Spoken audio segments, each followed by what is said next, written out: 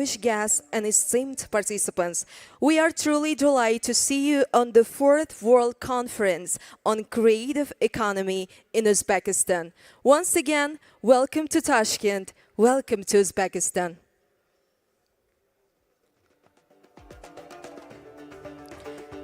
Keynote presentation by Rebecca Greenspan, Secretary General of UNCTAD, The Dynamics of the Workforce.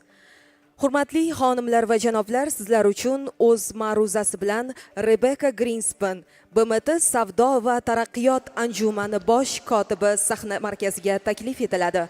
Ma'ruza mavzusi ishchi kuchi suratlari.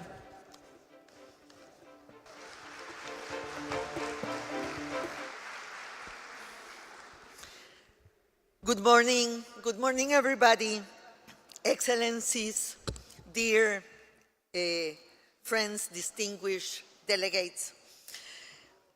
Well, for decades, we've been grappling with the question of how technological advancements, especially with the rapid advancement of artificial intelligence, will reshape our jobs. 5 years ago, I was a member of the ILO's Special Centenary Global Commission on the Future of Work. And I still vividly remember the discussions we had then. This was before COVID, before supply chain reconfigurations, and of course, before artificial intelligence. And then, as now, one felt the uneasy balance between the boundless horizon of human ingenuity and the shadows of uncertainty it casts. We were then, and we are now, caught between the exhilarating promise of progress and the anxious whispers of disruption. It is, in essence, the eternal dance between the positive side versus the negative impact played out on the grand stage of technological evolution. The impact of artificial intelligence on the workforce is undeniably a double-edged sword. The reality is that some jobs will be displaced and some skills will be obsolete. ILO, the International Labour Organization, estimated that about 83 million jobs will be displaced. 83 million jobs will be displaced. And 44% of workers' skills will be disrupted in the next 5 years. Despite such projections, I have learned the hard way to be more optimistic, for the simple reason that no catastrophic projection about the future of work has ever totally materialized. And when I say I learned the hard way, I really mean it. I remember back in 2018, in the run-up to the work of the Global Commission of the Future of Work, I published an article in Spain. There, I quoted a figure that was very famous at that time from the University of Oxford that said that 54% of all jobs could be automated in 5 years. That is, by 2023.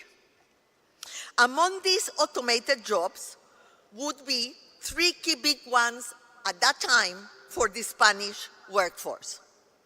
First, cook, thanks to the robot chef, taxi driver, thanks to RoboCab, and supermarket cashiers, thanks to, at that time, what was called smart supermarkets, like Amazon Go. Well, today we are in 2024, and what has happened? I have only seen one robot chef, and it was an ice cream dispenser in a hip area in Madrid, which was since then, gone bankrupt. I have never driven in a robot taxi, and I am not sure anyone has either an Amazon Go, the so-called smart supermarkets. And so it didn't, all what was thought that will happen did not materialize. The issue is not that we overestimated the potential of technology. It is that we underestimated human intelligence. We forget the remarkable adaptability and resilience that has defined our species through history. We discount the power of creativity, collaboration, and critical thinking, the very qualities that artificial intelligence, for all its sophistication, cannot replicate. So I am forced to be the bearer of good news. And I want to highlight 3 pieces of good news with respect to artificial intelligence.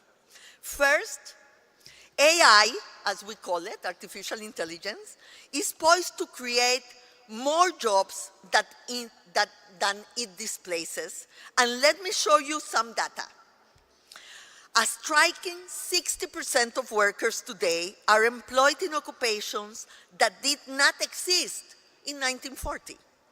Over 85% of employment growth over the last 80 years is explained by the technology-driven creation of new positions. The introduction, for example, of ATMs provides a valuable lesson here. The number of bank tellers did not decrease despite the introduction of ATMs, as we would have expected. In fact, ATMs reduced the cost of operating a bank branch, allowing banks to open more branches, and the role of bank teller also evolved to take on more advisory roles with more complex financial services. As the role became more complex, the proportion of bank tellers with college degree increased. So automation also leads to upskilling, higher productivity, and higher salaries, a point I will come to in a moment. Similarly, AI is expected to also create new direct jobs. About 69 million new jobs in the next 5 years. If we only focus on these direct jobs, then yes, the displacement would be net negative. You know, I told you that the estimate is that we will lose 83 million jobs. If we create directly 69 million, we are in the negative side of the equation. But the most beautiful part of this equation is the number of indirect jobs AI can create. Goldman Sachs estimates AI will lead to a 7% global GDP growth, 7% global GDP growth, and a 1.5% increase in global productivity in the next 10 years. This is about $8 trillion more in the economy. Trust me, that is much more than 69 million jobs. So my second point is about skills. AI will drive a shift towards higher skilled and higher paying jobs. There will be a greater demand for certain skills that require analytical and critical thinking, problem solving, and technological literacy. As AI takes over routine and repetitive tasks, workers can dedicate their time and energy to focus on more complex and creative endeavors, which are of higher value activities. But the most important skill will not be technical skills, but what we call soft skills. Of these, the 3 most important are the ability to work with others, in diverse environments, to work with new information, and to have written and verbal communication skills. These skills are key to creating a culture of lifelong learning, where people constantly upskill and reskill to keep pace with the changing demands of the labor market. So, in a way, we won't have a world like we had before, where we went to the university, we had a degree, and we never came back to the university. Now we will have to be able to learn continuously. Now, it's not that at my age, you will go back to the university to have a degree. Yes? That's not the purpose of the lifelong learning. It is for the learning process and the learning institutions to be more flexible, to have a more dynamic model, and to have also the possibility of what we call micro-learning opportunities. Sometimes upskilling sounds too fancy for what it really is. Upskilling can be a taxi driver learning how to charge customers with Apple Pay, or a farmer learning to use a digital platform to sell his crops, or a musician in Tashkent learning how to upload his new hit in YouTube. It's about acquiring bite-sized knowledge and skills that are directly relevant to one's work and can be implemented immediately. My last point, creative economy, the theme of this conference. Creative jobs are jobs that by their very nature are heavy in soft skills and which are therefore more resilient. According to the International Labour Organization, while in the OECD countries, 14% of all jobs could be displaced, for creative economy jobs, the risk is lower, only 10%. With this, many jobs can be created, both within the creative industry and in other industries, because you also have created jobs in finance, in construction, in farming. Think, in the whole spectrum. But the key in the creative industry itself will be ensuring that new jobs are good jobs, not the informal, gig-like, precarious jobs that often dominate the sector. We learned the hard way during COVID just how precarious these jobs can be and how much can suffer without adequate social safety net. But the creative economy has one more, a unique advantage. It is inherently a breeding ground for soft skills. As I mentioned earlier, soft skills are crucial. The problem is that they are hard to teach. There are no textbooks, structure courses, degrees, and blackboards for soft skills.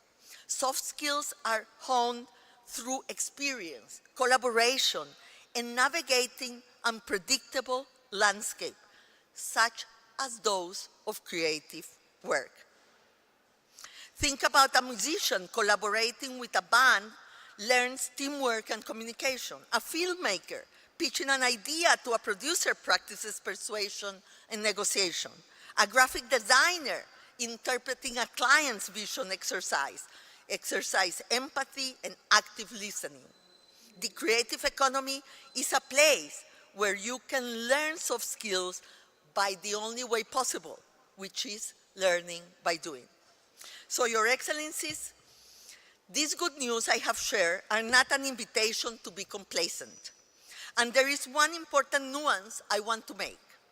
The issue is not if jobs will be created. Jobs will be created. But the problem is where and for whom. Because those displaced not necessarily are the ones that will take the new jobs. The localized jobs are not necessarily in the same place. So job displacement is more complex than a simple analysis of winners and losers. Because disruptions is not just jobs disappear, it's people that are displaced. And sometimes towns, villages, cities, entire countries. that may be left behind. And you can upskill or reskill a person, but you cannot move a village or a community. So losing a job is not just an economic event. It's a personal trauma, especially when you lose it due to some external factor, due to not fault of your own, like the introduction of a new technology. It can lead to loss of identity, to social isolation, and even mental health issues. We need to acknowledge these and provide robust support systems for those affected. It's not an equation where you sum or rest. It's about people. And so we need to invest not just in skill training, but also to place base policies that address the specific needs of communities affected by technological change, fostering the development of new industries that can provide good jobs in those regions. We need a global response to this global challenge. This September in New York, we signed two landmarks documents that point the way in this direction.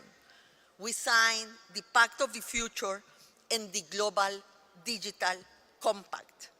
These are two very important documents that you should read and you should be aware of. And it means in these documents, we propose the needs and the policies for international cooperation to ensure that the benefits of AI are shared equitably across the world. Now, let me be very clear about something. Most of the developing countries will need also support in the financing. AI is not the only factor, not even the most important one in shaping the future of work. To create quality jobs, countries need something far more fundamental. They need sustainable growth, and they need financing.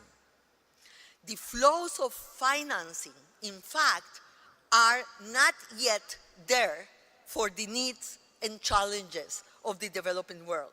And that is the other part that is being dealt with in the Pact of the Future.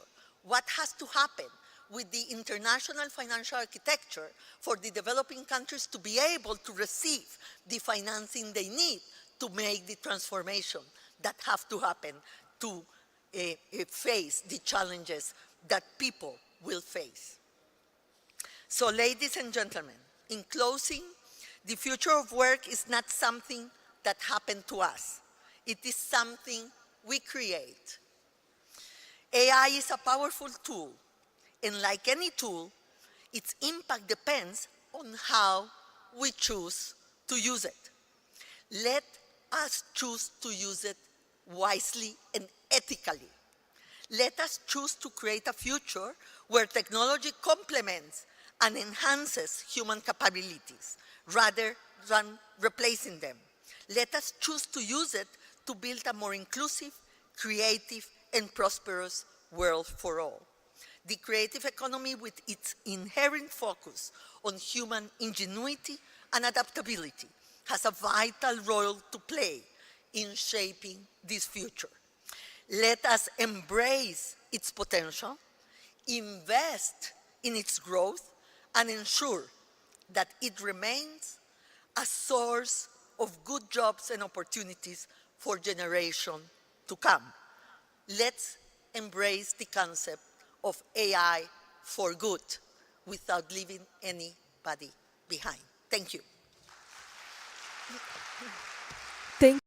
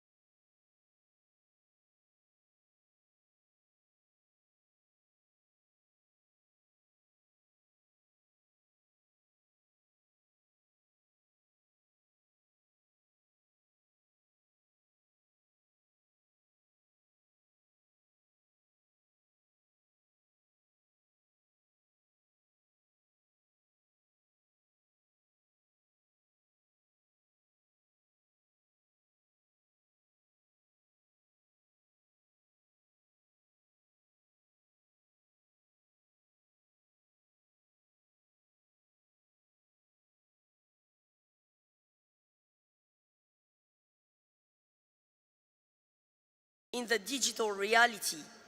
And these are issues that we are currently working in the WIPO agenda. In addition to what I said regarding illegal activities, the digital environment brings new possibilities for infringement, stealing identity, and stream ripping. All these affect the prospects of jobs in the digital creative sectors.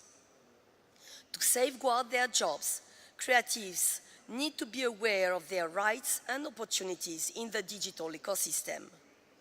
At WIPO, we are currently working on a diverse set of tools to enhance discussions between creators and to support their use of intellectual property.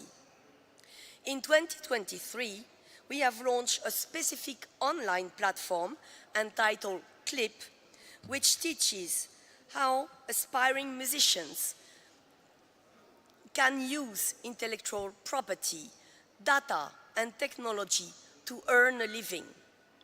This platform is available in the 6 UN languages, and its scope focuses on music now. We are working on new developments ahead to extend to other fields of the creative industries such as audiovisual, publishing, video game, visual arts, live art, and more. 6. AI and other disruptive technologies. From the employment perspective, new technologies provide new possibilities to improve efficiency. But they also displace creators from traditional occupations, increase the pressure to be in line with technology, and change the positioning of the different players in the value chain. Much more often will people have to change jobs until they find the new qualifications which are needed. These quick changes will disrupt the labor market. They will also weaken the influence of professional organization and will bring on substantive tensions within the workforce, especially in the short run. AI tools can generate art and music in the span of a few seconds. Think about the recent issues that were raised by music artists for the illegal use of their voices, for the creation of deep fakes, or the illegal use of video content of actors for the creation of AI-generated videos. When unregulated, the use of AI in the creative industries can harm the livelihood of creators. From job security to funding challenges, market saturation, and to digital disruption, creators have a hard time to thrive in today's creative ecosystem. Nonetheless, I'm confident that working together between public and private stakeholders will unleash the entire potential of the creative workforces.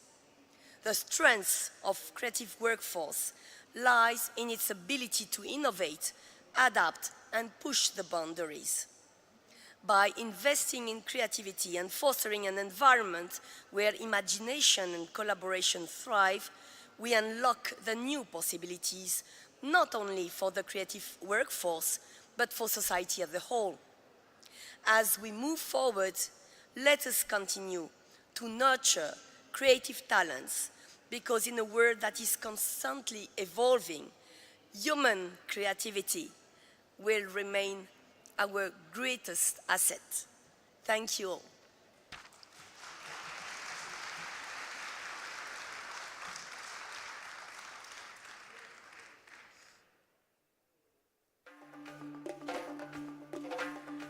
Dear guests, ladies and gentlemen, we would like to invite you to the plenary session, Future Frontiers, Unlocking the Potential of Creative Workers.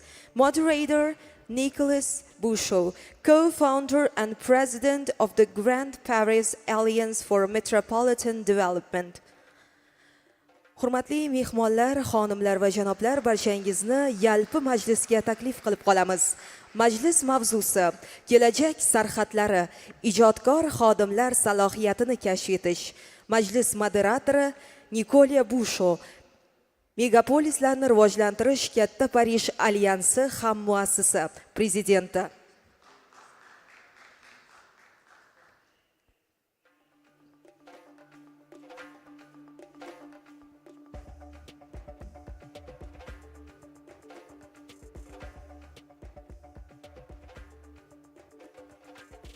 Sandiaga Uno, Minister of Tourism and Creative Economy of Indonesia.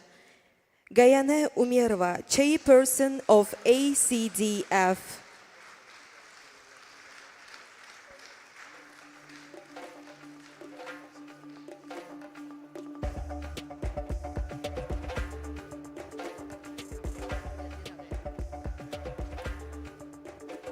Rebecca Greenspan, Secretary General of UNCTAD.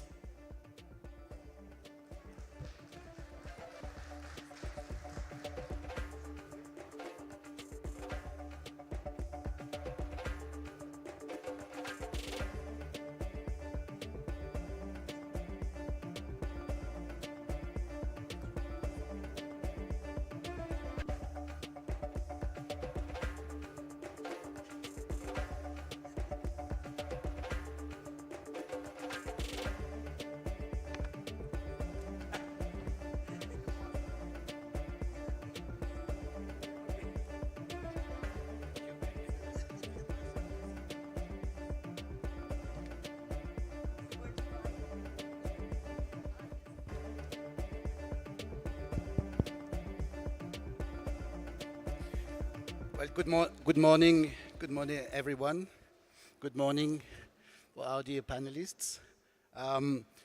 So this panel about the future frontiers is quite important in the context of the World Conference on Creative Economy this year, because as we all understand from what Sylvie just mentioned and yesterday's opening statements from Minister Uno, Secretary General Greenspan, and from the Art and Cultural Development Foundation of Uzbekistan, we are in times of profound and accelerated transformations.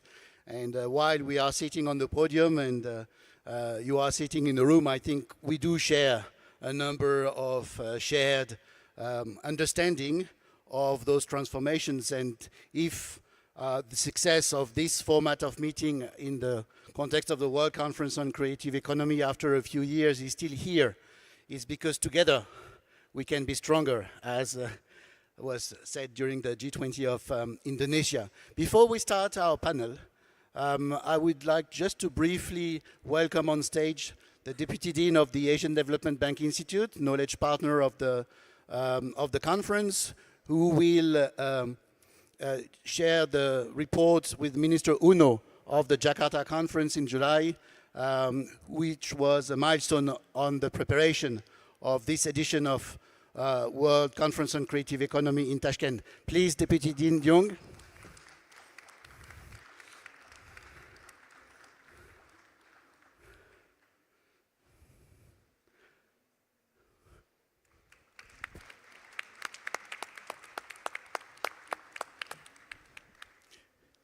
Thank you so much.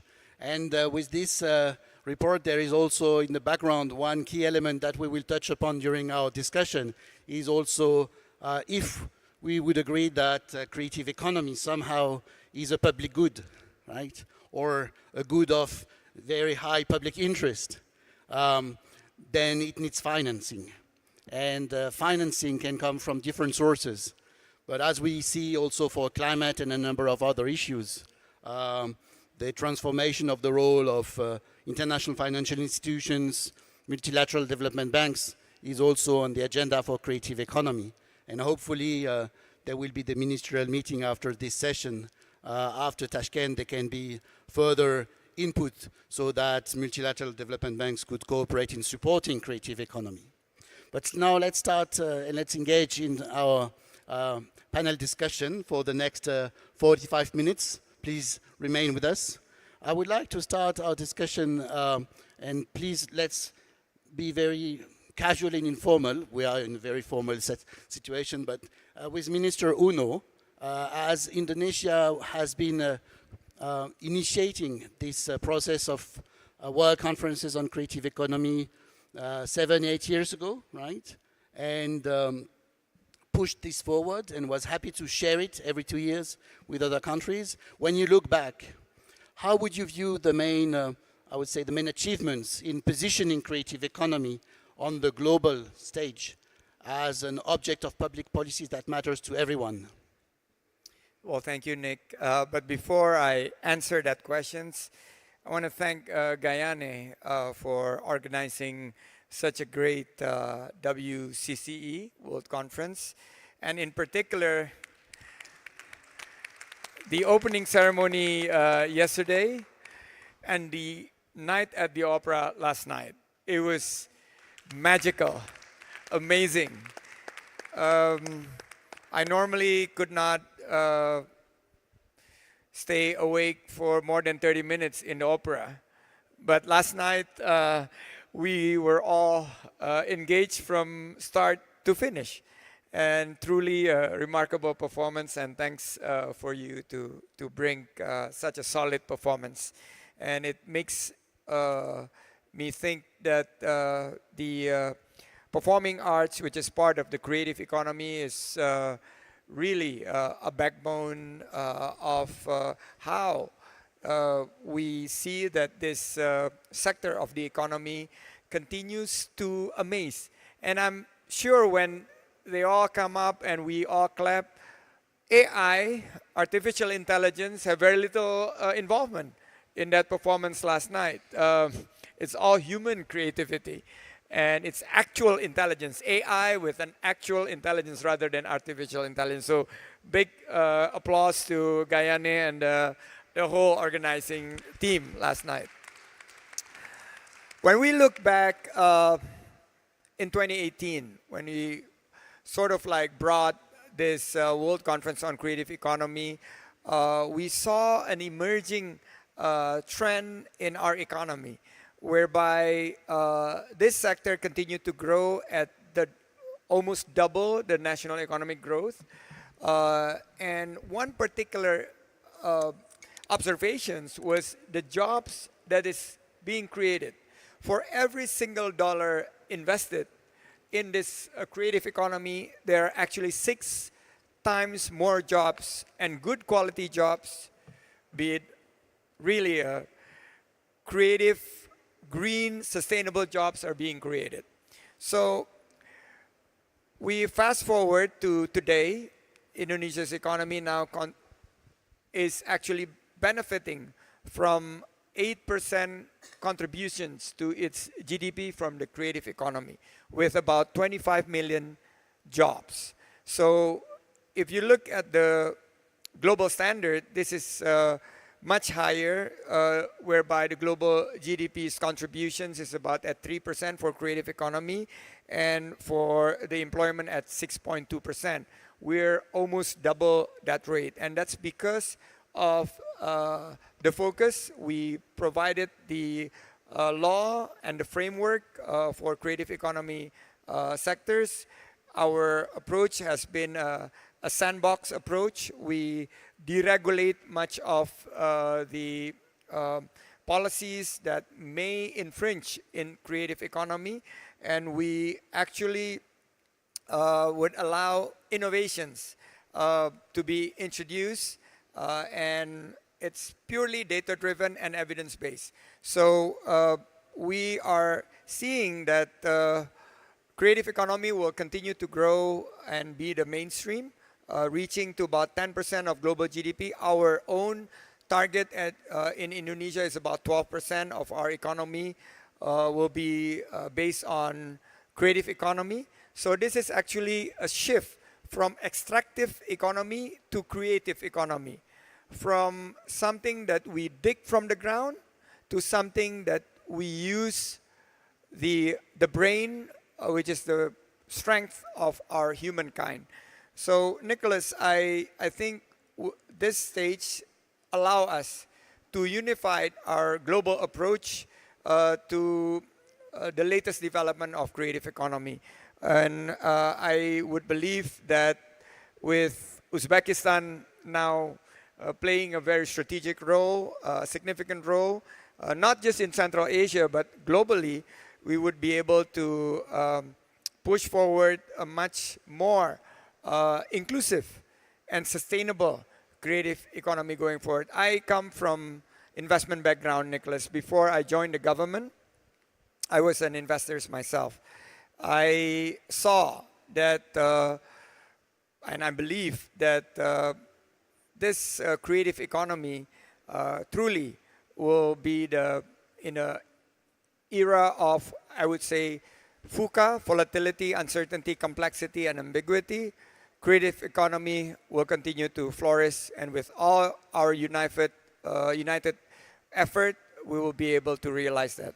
Thank you very much, Minister Uno. We will go to Gayane Umerova in a second, but before that, I would like to briefly pass it on to Rebecca Greenspan, for the Secretary General of UNCTAD, whom we have heard, especially yesterday. Madam Secretary General, maybe one very simple question. The UNCTAD plays a rather pivotal role, right, in supporting creative economy that has been for long. And I remember when there was the UNCTAD 15 to take place in Barbados. Then came the COVID pandemic, right? And it was a bit complicated, as for other agendas, then to restore it and reignite it. But this was done, proving a high level of resilience. And these days, be it at the UN level, you were at the Summit of the Future a few days ago, or in the G20, which has clearly identified UNCTAD as one of the focal points, right, to support creative economy.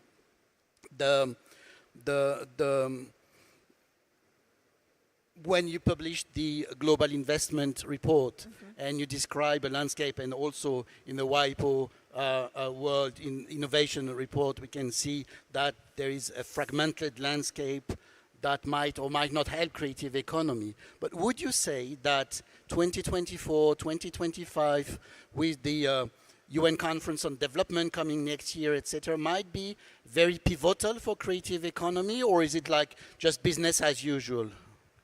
No, thank you. Thank you very much. And let me say that I think that we are in a pivotal moment, yes? And probably because of three things that are happening at the international level. The first is that we had a GA resolution, a General Assembly resolution in the UN on creative economy. And Indonesia played a very important role there, and Uzbekistan was very supportive, because it was more about creating awareness of the importance of creative economy for the economic planning at the domestic level. Yeah, it was a call for governments to take creative economies very seriously into their economic growth plans and sustainable plans. So this is the first. So it's very important. There is an awareness, a recognition, a call at the international level for governments to have specific policies for creative economy. I think that Indonesia is a very good example of a strategic project in terms of the future. Uzbekistan has demonstrated that too, and we have talked about it. But the second point is that we need an international framework, a global collaboration for this to happen, because this is not only about domestic policies, it is also about international trade, international economy, but the rules and standards that will, in a way, shape our international economy. And so I think that the Summit of the Future and the Pact of the Future is about that. It's about international governance. It's about how we are going to distribute opportunities. But the third point is that the Pact of the Future included the Global Digital Compact. And digitalization is key for the creative economy. And so you can understand that no individual country can really decide the standards, the norms that will govern AI and digitalization. It has to be a collective effort. And so the Global Digital Compact is essential for that. And let me say something very honestly, yes?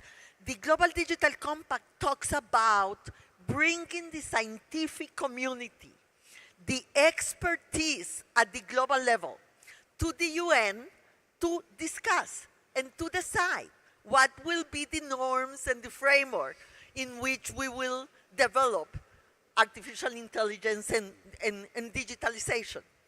And I think that this is very important because I have to admit to you, I could not know, I cannot know, I don't know about the rest, but what is a smart standard and norm framework? Because I don't understand AI. I don't understand how it is done, yes? So the people, the science, the academicians, the experts have to come together for the public good. Because this is a public good. How we are going to shape it in a way that will be for good, that we will avert the risks that are intrinsic with new technologies, has to be a collective effort from the international community, and they need to come together in the only institution that has universal membership, that is the UN. That's why it is important. Thank you. And I think in the second round of our exchange, we can get back to how to structure the agenda after this edition of the World Conference on Creative Economy until 2026, so that the UN resolution, the second one actually, because they won the first one in 2019, with 2020 was supposed to be the year of creative economy for sustainable development, but there was a pandemic and things changed. So let's get back to that in a second. Gayana Umerova, you are the chair of the Art and Culture Development Foundation of Uzbekistan. And again, I think we are all very appreciative of the magnificent venue and frame that you have managed to set up for this edition of WCC. How do you, from a Uzbekistan perspective and Central Asian perspective, how do you perceive the need to collaborate, the need to work across different disciplines and spheres of action? And what is your vision maybe of the immediate future of creative economy? What you would like that this edition of the World Conference on Creative Economy in Tashkent leads to for Uzbekistan, maybe for the region, but also for other levels of connectivity? Good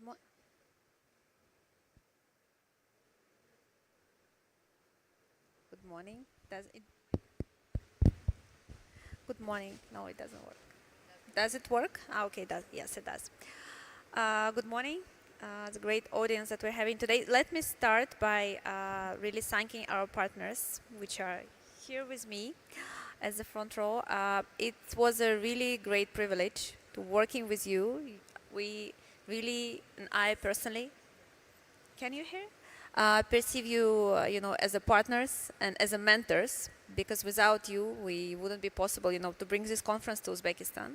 And all thanks to you, we can see how it's flourishing, and we can see, younger generation, being interested, and we can really see how we can move forward with your great support. And, answering your question is... Please, let me just check. Yeah. Is the sound okay? Yes? Okay. Yes? Good. Okay. So answering your question, I really believe in partnership, and I feel that creative economy is about partnership. And what we've seen yesterday, exactly is about partnership. The opera was very diverse in the people who was working on it. It took us almost 1 year to set it up. We had a team from Spain, from Italy, from Uzbekistan, from our neighboring countries, and you can see how it's really grown. The people was growing together. So I really think that the future of the creative economy in partnership, but also in state commissions. For Uzbekistan, it's very important for the government to have this initiative, commissioning the local artists, the local creatives to do the jobs, And that's how we can move forward. That's how we can create the workforce in Uzbekistan. Even with this opera, like this is not the first time we commission a big stage, to do something on a big stage. We started 3 years ago with a grant ballet Lazgi, and the people who was working with us, they was only learning how to do the scenography, for instance. And now I can see that these companies, they grown from 20 people working for them to 200 in 2 years' time, And I think that's, it says it all, how to really organize the workforce for the creative economy. Same, with exhibitions that we do internationally and nationally. We start with the 10 people, and then it grows to hundreds, And I think for the foundation and for the government in Uzbekistan, it's really important to start these commissions, to start commissioning people, and then it's flourish. Because not so many people locally, for now, they really understand that when they're doing something, it's a part of creative economy. They're just still working, and doing their jobs, but they have not just realized that they're already a part of the creative economy. They already have a great input in this sphere. I hope that answers your question.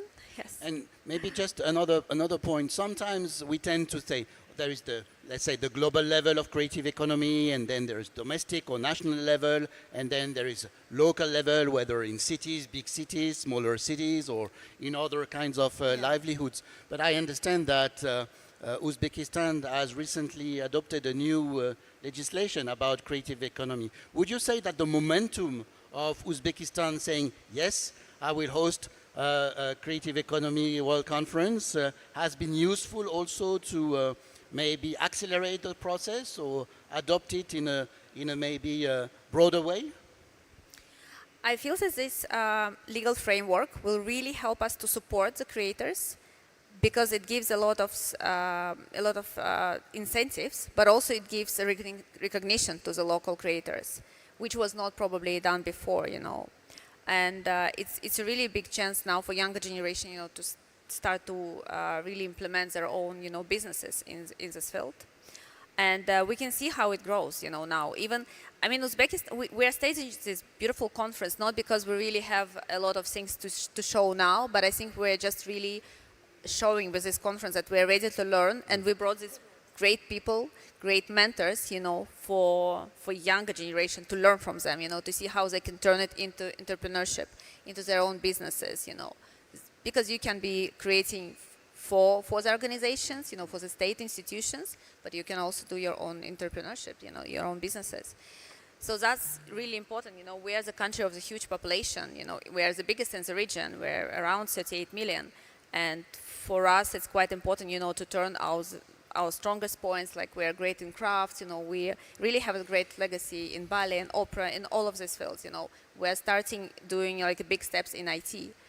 So the recognition was really needed. And I think this is why the law was just really the right moment, to say that we're here to support you, and, all the legal framework will be there.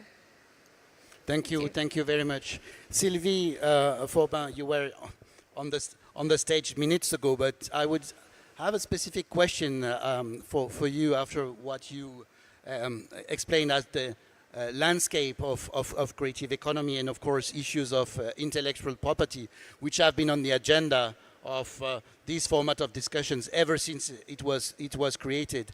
In the latest edition of the Global Innovation Index that WIPO has been publishing, you also describe a little bit the same, unfortunately the same context as UNCTAD in their report in terms of fragmentations of global trade and uncertainties, etc.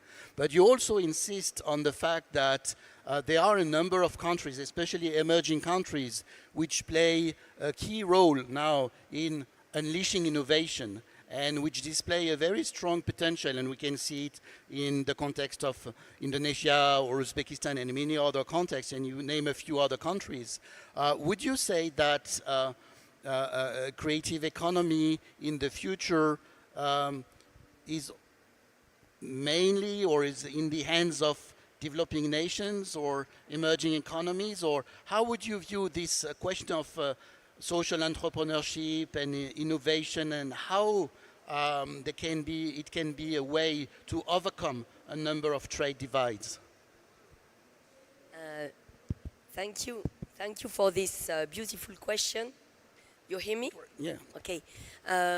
First of all, the GII that you have mentioned is mainly, for the moment, unfortunately, dealing with industrial property. And I have to tell you that we are really working now on developing data, more solid data, on this sector, the creative industries, the creative economy, because we do believe that it will change even perhaps more, it will push even perhaps more the trends that you have already mentioned, that the positioning of the word and the forces in the word and the innovation or creativity is moving in the world. And we, as an international organization, perhaps not as a French, but as an international organization responsible, I have, of course, to assess that there is a shift and there is a lot of energy, results, outputs, lessons even given from new part of the world, especially Asia, Southeast Asia, Far East Asia, and now Central Asia. And of course, it's a real important news for the world. This event, for the moment, is happening in the region. We were speaking yesterday of perhaps having more other place invited to testimony of this new trend, and I cannot, because he's here, I think, omit to mention that the orange economic concept was born. I don't know, Indonesia and Colombia, who is the first, but you mentioned in parallel the importance of this creative economy, and you have tried to put that into figures, into trends, into policy, and into outputs or future outputs. So it's very important that this trend and this format that we are here today is really open to other regions of the world, because I'm quite sure that we will hear very good news coming from Latin America or coming from Africa as well, hopefully coming from the Middle East in the near future, when those political issues will be in a good safe way. So it's very important, and for the social entrepreneurship, it's very important. I don't want to be too long. No, thank you very much, but that's the occasion also to say that in the context of WCC, there are representatives of several dozens of countries, right, which have joined at government level, civil society, private sector. That illustrates the vast potential and richness of creative economy. And I see friends and colleagues from India in the room, and also from Latin America with the Inter-American Development Bank and others. And you're completely right. I think when we think about the first edition of WCC in Bali in 2018, there were also many representatives of the Middle Eastern countries, but also Africa, right? And if we look now a bit ahead, let's think about tomorrow evening, when especially Guyane will be extremely relieved, and her team, that the conference is successful and it is over. They will pass the baton again to Indonesia, and everybody will be happy to have witnessed such a successful conference. And suddenly we realize that there are all the issues we have been discussing about. They are real challenges, right? And we do need again to sit down together and try find new ways to address them, notwithstanding unexpected issues that might also happen. So the only thing what we know for sure is that by 2026, right, this UN resolution that was adopted should be implemented. So each of you have a tremendous experience of complex international negotiations, and including with the private sector, in macroeconomic fora, in the UN, or dealing with the culture at all scales and in different contexts. And I understand that Uzbekistan will also be having a great pavilion at the Osaka Expo next year in Japan. So what would be the one or two main priorities after this WCC so that the future frontiers that each and every one of us have been discussing about here, and we also can see how much Tashkent itself is changing, right? Just look outside the venue, it's tremendous. What would be the main one or two priorities to prepare to implement this resolution on creative economy? Who would like to start? Maybe Rebecca? Yes, to be very concrete, I think that first is data. And Sylvie referred to data too, yes? We need to make a big effort for the statistical standards for creative economy to be understood by all the statistical offices in the countries. Because if we don't measure well creative economies, then the concept will die, yes? You know, you take decisions based on the information that you get. And so policymakers need the information, and we need the information to be able to strategize correctly. Yeah, so data is a big effort. The second is IP, intellectual property rights.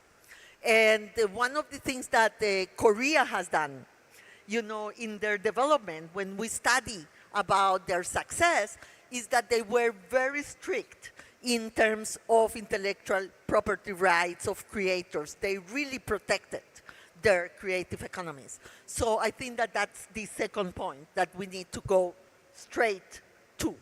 And the third is international collaboration for exports, for partnerships, like Guyana was saying, or like the minister was saying.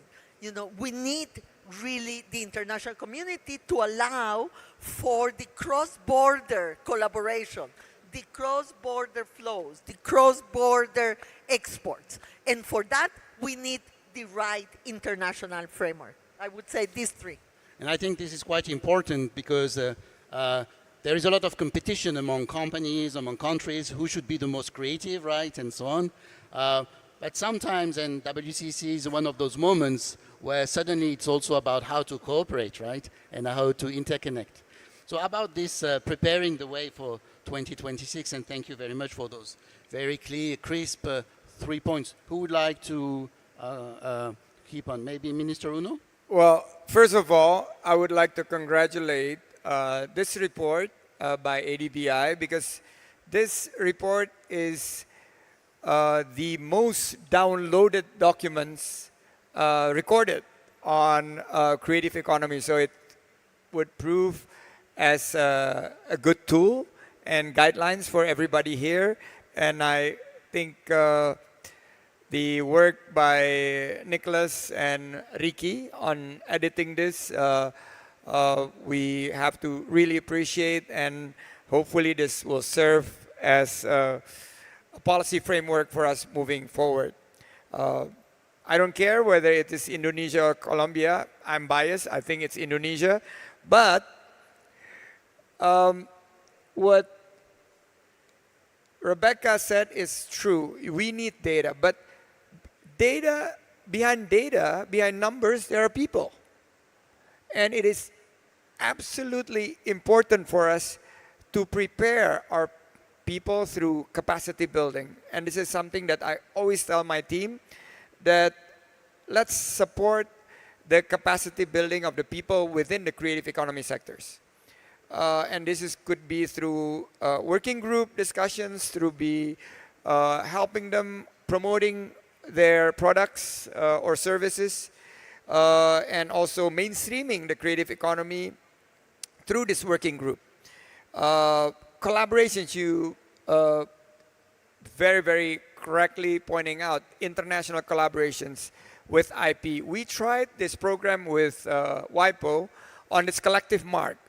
Everybody knows Bali, and some of you been to Bali, but there was no real concrete collaborations until we started this collective mark program with WIPO called Unbelievable. So with one store near Seminyak, this couple, husband and wife, the store is called Matcha Store, would never ever dream of having a store established in Switzerland, in Sinai. And that was made possible by the collaborations, the international collaborations that we had with WIPO. And this collective marks brought this store all the way from Bali to Switzerland, which probably would never happen without the IP and without the international collaboration. Suddenly, they will tell their clients, oh, we have a store. We just opened a new store. Well, is it in Jakarta? No, no, no, no. It's in Switzerland. So that really helps the promotions. And that's part of the collaborations. And this is something that we believe beyond declarations, concrete steps, and much like the Oprah last night, how collaborations can yield such a great, people asked me in the room yesterday, are you afraid that AI will replace the creative leaders? I said, not probably in the foreseeable future. Because maybe AI will take away 20 million jobs. That is more repetitive, more mechanics. But the creative human mind will be able to create another 40 million new jobs, and a much better quality jobs. And this is something that the international community should have a great understanding to the impact on the livelihood. And much more importantly, I think this creative economy is more sustainable. So it's a 3P of people, planet, and prosperity within the framework that we could develop creative economy going forward.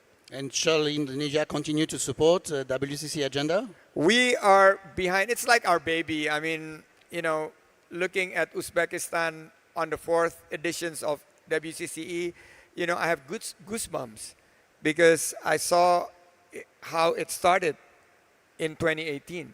And now it's really humongous, big, with the Prime Minister attending. This is really already generated great tractions globally. So from a simple idea of mainstreaming it, now it's a global movement, and thanks to everybody. And we could really not be able to do it without all your help. Thank you very much, Minister. And Sylvie, maybe a few hints about the way towards 2026, and then we will close with our host, Rihanna Umarova. So for me, my first advice would be that don't kill the baby by too much bureaucracy. Because I think the merit and the beauty of this project is that it has emerged with a lot of professionals from around the world happy to join this event because they thought that they think that they will meet, they will network with each other. The result, yes, we have seen yesterday the beautiful opera with a lot of intelligence coming from Italy, from around the region, from, of course, Uzbekistan, with a mix of a story, with a mix of music. I think let's get the genius. Don't put something too much bureaucracy will kill this baby. And at the UN level, we need to avoid that. I think at the UN level, what is the good is that we can meet together and we can together decide to help in the same direction with a cross project. But if it is just to put a new organism, it will be too much. But what is very important, and that is something which is an outcome, Santiago, it's not a competition with Colombia, but it's just to say that there is something in common, which is that there is an encounter, a meeting in between the genius from the professional, from the artists, from the creators, and a very high commitment coming from the highest, coming from the president in Uzbekistan, coming from the president when the Orange economy concept were invented, coming from the president in Indonesia because it was the agency was under the president before it became a minister. So I think this commitment from the very high level is very, very important. But just to push and just to be able to take the good decision and the clever decision at the highest level. But this is to be nurtured. You know, this really beautiful mix that we just find, or we find it particularly well in this initiative. Thank you. I think that's quite also important to notice. Like, don't overload with new. Keep it simple. Keep it very simple. And I think what makes this WCC format rather unique, and we could see it in Indonesia, in Dubai, in Indonesia again, in here, is that this is the meeting place of these different dimensions, right? And without the input from the civil society, there is not much, I would say, vibrancy, but also we do need guidance from international institutions, which are also the place where negotiations, right, can take place, alongside with national governments and regional and also cities and others. You're right, in the context of WCC, there is an international steering committee that has been actively working with the foundation in preparation. There is a Friends of Creative Economy format, which Indonesia has put on the table very initially. And originally people wondered, what is this Friends of Creative Economy? Is it like going to the bar, or is this just sitting together, etc.? But we have seen how much this I would say, mix of formal and informal interactions have been useful to initiate and shape an agenda of creative economy out of nothing. Right? So, last but not least, dear Gayana Umerova, what would you like to see as a legacy of this edition of WCCE, and how Uzbekistan, as being a host, could play a role also in contributing to prepare for the implementation of this UN resolution about creative economy? What would be your main wishes or your main recommendations on the way forward? Hope it's working, yes. Well, since it's closing remarks, and I'm only speaking today, let me finish by just saying that I'm extremely thankful, to all the partners, and especially to the team of the foundation and all the people who was putting up together, this beautiful conference. So big applause to the team. Thank you so much. I think you did an incredible job. We're only learning, but we're in the process. And to be sitting here, I feel really privileged because, I was attending this conference just, as part of the audience during the expo in Dubai, and I just I was there and I saw such a beautiful initiative to be part of, and it's really inspired me to bring this conference here, and thanks to you all, and thanks to you, Santiago, we was able to do it, and thank you so much for believing in us. Regarding the future conference, I think what we was discussing yesterday with Rebecca, it's quite important. We was discussing the melting pot, and Uzbekistan, one of I don't know how many countries, was able to still have its identity and not to melt, because when you go to Bukhara or to Samarkand or in Tashkent, there is a strong culture in every region and every city, and it's diverse. And I think this would be my wish for the future conferences, or basically for the sphere, embracing your past, really focusing on what you have, embracing your past and moving forward. Of course, we have to develop but it's so important, to believe in your strengths as a heritage, as your cultural heritage. And I think this is how we were successful as a foundation as well. And this is why I think this conference looking so well, because we really was trying to embrace everything we have already and just feel strong about it. Yeah. Thank you. Thank you very much. And I hope that each and everyone here could appreciate also the beauties of the culture of Uzbekistan, right? Not just in Tashkent, but in other cities after the conference. On that note, thank you so much, dear Goyana, for your leadership, and thank you so much, dear Rebecca Greenspan and Sylvie Forbin and Minister Uno, for your very valuable and important insights about the future frontiers of creative economy, but also very concretely about how to move forward in the next couple of months. And thank you very much for sharing this moment together. Thank you very much. A warm round of applause for our speakers.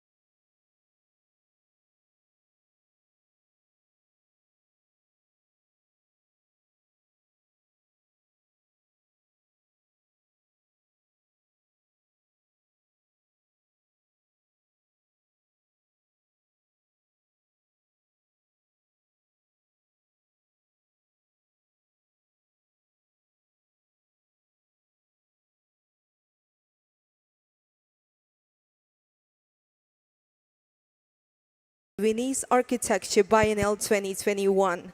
Jean-Michel Crovisy, General Manager, Hangar.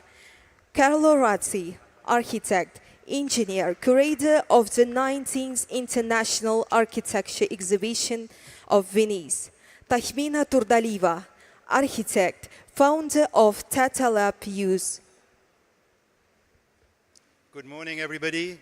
Assalamu alaikum. Welcome to this panel discussion about cities.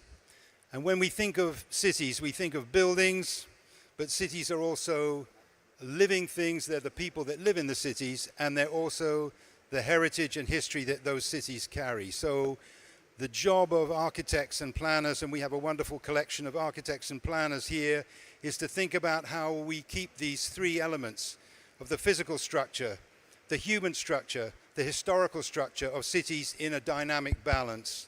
And because we're here discussing the creative economy, the focus of our discussion is how do we ensure that there is creative space and opportunities for creative people in those cities. So I'm going to introduce our panel. On my left, first Toto Rossi from Venetian Heritage, a man who is also a true Venetian. Jean-Michel Crovisy from Paris, who amongst many other things is the manager of Hangar Y, which is a big festival and event space in Paris. Carlo Ratti, who is the curator of the next Venice Architecture Biennale in 2025. Tata Tukdaleva, who is an architect here in Uzbekistan and chairs the Young Uzbek Architects Association. And finally, Wael Al-Awar, who is an architect with a firm called YY. And we're going to have a general discussion. We will endeavor to leave time for you to ask questions at the end. So please, if you have questions or comments you want to make about the issues we're about to discuss, please bear them in mind and feel ready to talk at the end of our discussion. But I'd like to start, Wael, by asking you if you could say something about a particular project you're involved in here in Uzbekistan in the city of Bukhara. Yeah, hello everyone. My mic is working? Okay. So yeah, I thank you for the introduction. I'd like to start by speaking a little bit about Bukhara. It's a magnificent city in Uzbekistan. And Bukhara was the capital of the Islamic Empire in the 15th century. I mean, it's a powerhouse of knowledge, innovation, creativity, and it's filled with people that really know how to work with craft. So you have the Suzani craft, the Bukhara carpets, wood carving, metal making, etc. So Bukhara, being at a node at the silk trade route, it was always a space for exchange of dialogue and ideas. And you know, Ibn Sina, Avicenna, as we know him in the Western world, is also from Bukhara. Today, unfortunately, with the modern trade routes, the shipping route and the airplane routes, Bukhara got disconnected from this global discourse or dialogue. And then the craft kind of started moving from catering to fine products to start catering only for souvenirs to be sold to tourists. And the work we are doing there is really trying to reconnect Bukhara to this global discourse and trying to revive and elevate the craft.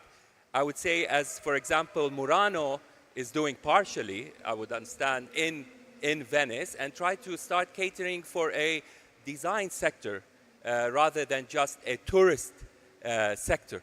And I think what we're doing there is trying to, let's say, revive and rebuild a creative district or a cultural district that is a UNESCO World Heritage Site. So our interventions are really very subtle, and it's more about the architect being a mediator or an instigator to try to, you know, create a space that for the people of Bukhara. Thank you. Toto, could I come to you next? Because this business of creating space for the people of Bukhara, as Wael has just said, in Venice there's a very, very particular issue of all the cities in the world that are being killed by the tourist industry. Maintaining the balance between the historical city and the people who live there is a more intense problem in Venice than anywhere else, but other cities must surely learn from the problems you have and the way that you're dealing with those challenges. Yes, it's a very important issues matter, and yeah, we are living. I have to say that the problem is that we don't have like let's say a general director in the city that could coordinate it, all these kind of things. So Venice still one of the most beautiful cities in the planet that attract a lot of good things. We have Biennale that since more than 100 years is a rulers for this kind of activity of culture that attract many other activities. But at the same time, there is no direction and no control all these bad activities like bed and breakfast license. There's no control of license, no control of numbers, and so this is why this year we are 49,000 residents in town, and we were 60,000 10 years ago. So there is no control, and so the risk is that we're going to be at Disney World very soon if we don't take some important position. And what do you think of the kind of actions that could be taken and should be taken by... To my Italian people, you have to give rules.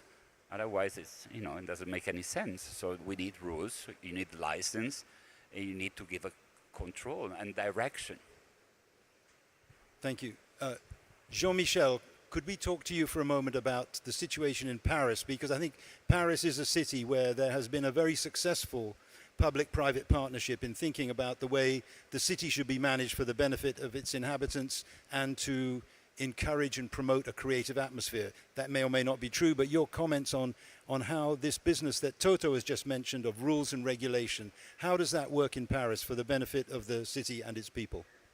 So, salam alaikum salam. Thank you for inviting me for this panel. I'm very happy to be here.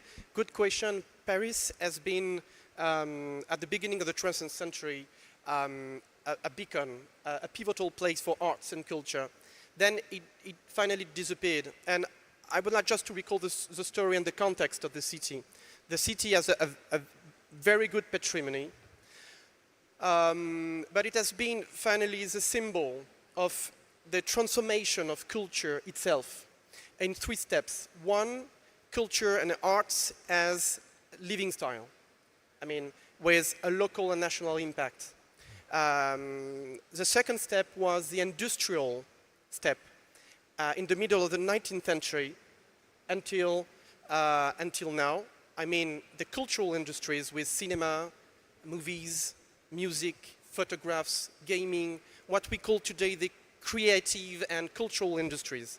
And now we're living at a new step, that is the creative economy. And finally, culture is totally redefined. It's a redefining moment when culture is becoming more and more like the bedrock of this creative economy that is thrilling.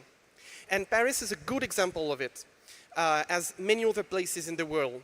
I take several examples and how to get to it. 2 examples. 1, the Olympic Games in August. This was a momentum resulting from a long-term global strategy, giving cultural stakeholders the power of organizing the Olympic Games. It was the first time at this scale. The historical first time was maybe in London, where culture has a big budget to participate in the Olympic Games. But this time was something quite new, organizing the games in the heart of the city, highlighting the patrimony of Paris, but also asking cultural stakeholders, artists, emerging or famous artists, companies, entrepreneurs, companies to work together to shape these Olympic Games. And this is really important to understand the mindset that culture is not like the cherry on the cake. It's a cake. Plus, I have another example, my example. I'm working for Frédéric Jousset, who is a French entrepreneur, investing a lot in many different cultural fields. Through a philanthropic foundation. He built the largest catamaran in the world. The principle is democratizing the access to culture with, in the principle based on mobility. So we don't, attract people to the institutions, but we do the first step. We go to the people with culture. And we do it with the boat, but also with buses, with a network of volunteers, mainly today in the UK and in France, and we would like to widen, to go abroad for that. And secondly, through an investment fund. So we invest in media, in patrimony, and in startups. So you can see how much all of this is intertwined. And if this is possible, it's because Paris and the local government and the national government have reshaped public policies in order to make possible such a move. What are these different initiatives? I take just two and maybe I can come later to develop. One is making possible, to encourage private initiatives through partnership with public institutions to get companies benefit from fiscal advantages, the change of the legal framework, enabling companies to create their own foundations in so many different ways and fields. And finally, the second example is the way the state itself changed the tool to intervene, to support artistic field. During a very long time, the only tool was grants. And since very recently, now it's possible for the state to invest directly in capital in companies. Okay. Thank you. Carlo, could I come to you next? Because I think Jean-Michel has made this point about making culture the bedrock of the city, which is an aspiration that more and more cities have. You're the man who's curating the next Biennale, Architecture Biennale in Venice. How are architects engaging with this bigger question of culture becoming more significant in the life of cities, both in terms of planning, of the materials that are used, the engagement that you need to have with the politicians in the way that Jean-Michel was talking about? Yeah, no, thank you. And well, first of all, what Jean-Michel was saying about, for instance, what Jusset is doing, also with the Venice Biennale, the last Arts Biennale. So it's really a way to activate the city in new ways.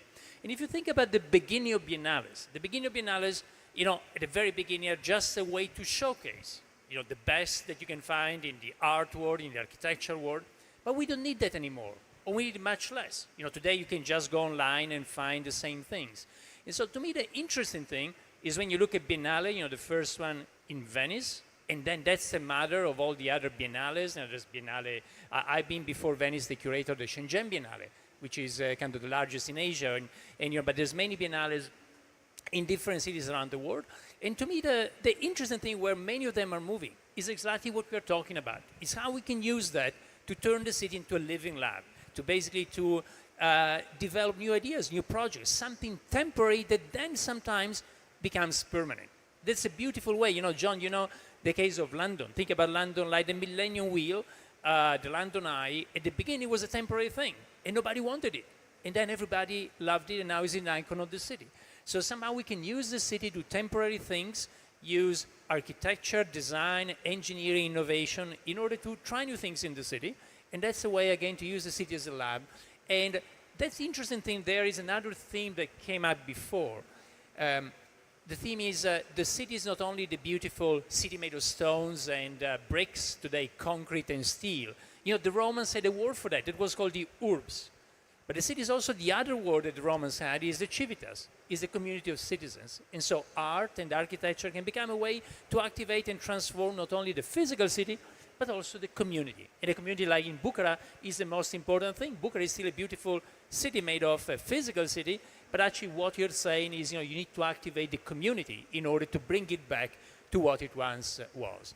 Now, I cannot tell you much more about the Venice Biennale. I cannot do a spoiler. I'm under embargo, but come next year, starting on the 9th of May, and we look at some of these things. Again, architecture at the center, looking at different disciplines, looking at intelligence. I can tell you about the theme is intelligence, natural artificial collective, in order again to see how cities can be transformed and citizens can be part of that. Okay, Carlo, thank you. Now, part of the headline of our session was the city as a haven for creatives and artists. So I'd like to come to all of you to ask you about some practical ideas you're aware of. What are the kind of initiatives that can be taken at city level to promote that idea of the city as a haven for artists and creators? But before that, I want to come to Tata to ask you, as the chair of the Young Uzbekistan Architects Association, how you see the future, how your association interacts with the industry in this part of the world, and what your ambitions are for the future here in Uzbekistan. Thank you. By the way, let me tell the public that the reason we are all looking like this is that this is a very strange stage where I think you hear all of us, but we don't hear each other. So it's about that's why we have funny faces. We're trying to hear you. Hello, everyone. Yeah. Thank you. Yeah, I can hear myself. By the way, Carlo Latti just mentioned about the citizens to be involved in the urban development. This is actually the main, one of the main, our purpose of Young Architects Association, to involve citizens in the urban development processes in Uzbekistan, particularly in Tashkent. I know you cannot hear me, but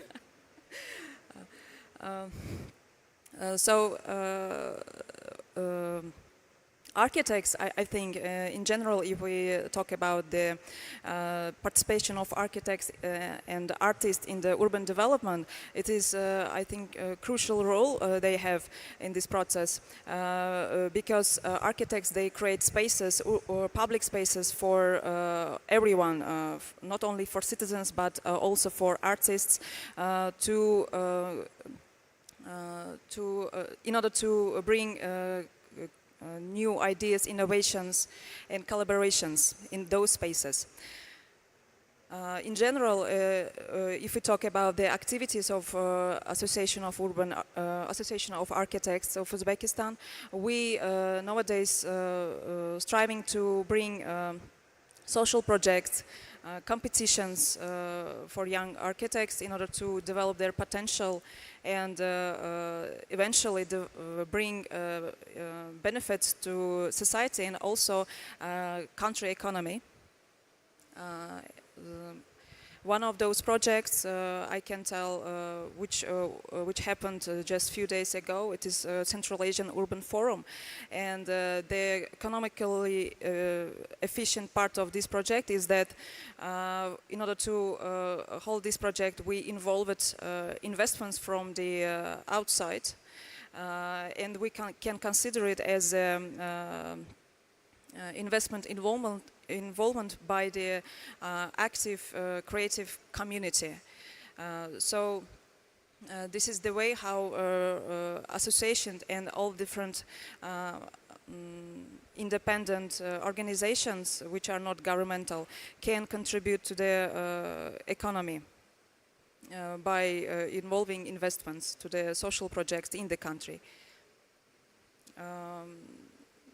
In general, our ambitions is like that we would like to influence to the image of the cities of Uzbekistan, bring our contribution to development of urban environments, because as an association we can develop into self-propelling mechanism which can contribute again to the country economy and the society in general.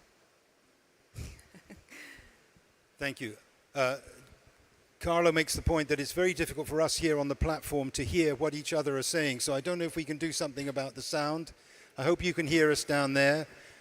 In the hope that the sound can be improved, could I come back to any one of you who would like to talk about this issue of how we open up more opportunities for creatives and artists in cities? Because while it's nice to think of the city as a haven for artists, cities can also be quite hostile places for artists because of unaffordability of space, or because of the dislike of the city authorities for what's going on, for the experimentation of art. So maybe some practical examples of how cities and the roles that you have as architects and planners can promote this idea of creative spaces that attract and work for creative people and creative entrepreneurs, because I think that is of real interest to the people who are here, all concerned with how we grow opportunities for the creative economy. Because I think what we all know is that all these cities are full of talent. The issue is, are there opportunities for that talent to be expressed? So any particular examples you have that would be of relevance to the audience here today would be very good to hear.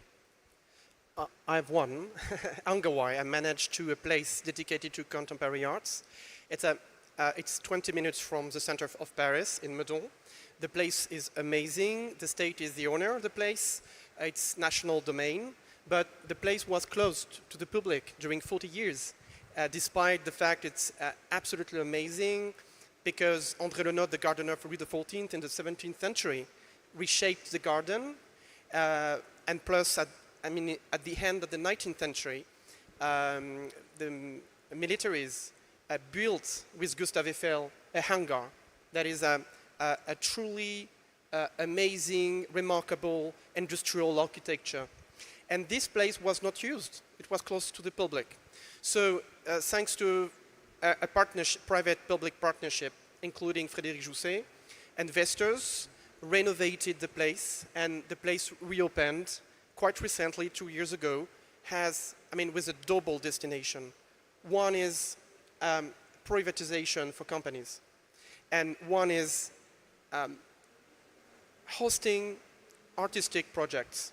So we set up contemporary arts exhibitions. We have a park of sculptures with famous artists. We have, movies, screens, living performances, and our idea that it is possible to connect business leaders and artistic field. That it's matching. And it's matching for the artists themselves, but it's also matching for the business leaders in a world of where the sense, the meaning, the values are really important to go forward. Artistic field is nourishing the mindset of business leaders. So this is, I think, a good example of what is possible, in terms of public policies, partnerships with the private sector, and also the way people are, bringing together to participate in this new creative economy. Okay, thank you. Carlo. Sure, but if we look at cities, sometimes we take cities for granted. But it's not the case. Cities are quite a recent invention. Cities emerged in this part of the world around 10,000 years ago. And since then, they become this kind of beautiful hub of creativity globally, a way that we can be together. So we exchange ideas, we exchange chromosomes. Together we can be more than each of us individually. Now, if you look at that as the basic of the city, you can go back to the beautiful words of Louis Mumford, a great city scholar and researcher in the past century, who was saying the city is a magnet. So the city naturally becomes a magnet, also for creatives and so on. So what can you do to accelerate that? And I would suggest two things. The first one, for instance, that was studied and proposed by a colleague and friend, by Rich Florida in the United States. He studied a lot the creative class. Well, is about tolerance in society. That's the first thing. You want to be open to many different ideas, new ideas. So then naturally, then the city becomes a magnet for diversity, and diversity was the beginning of creativity.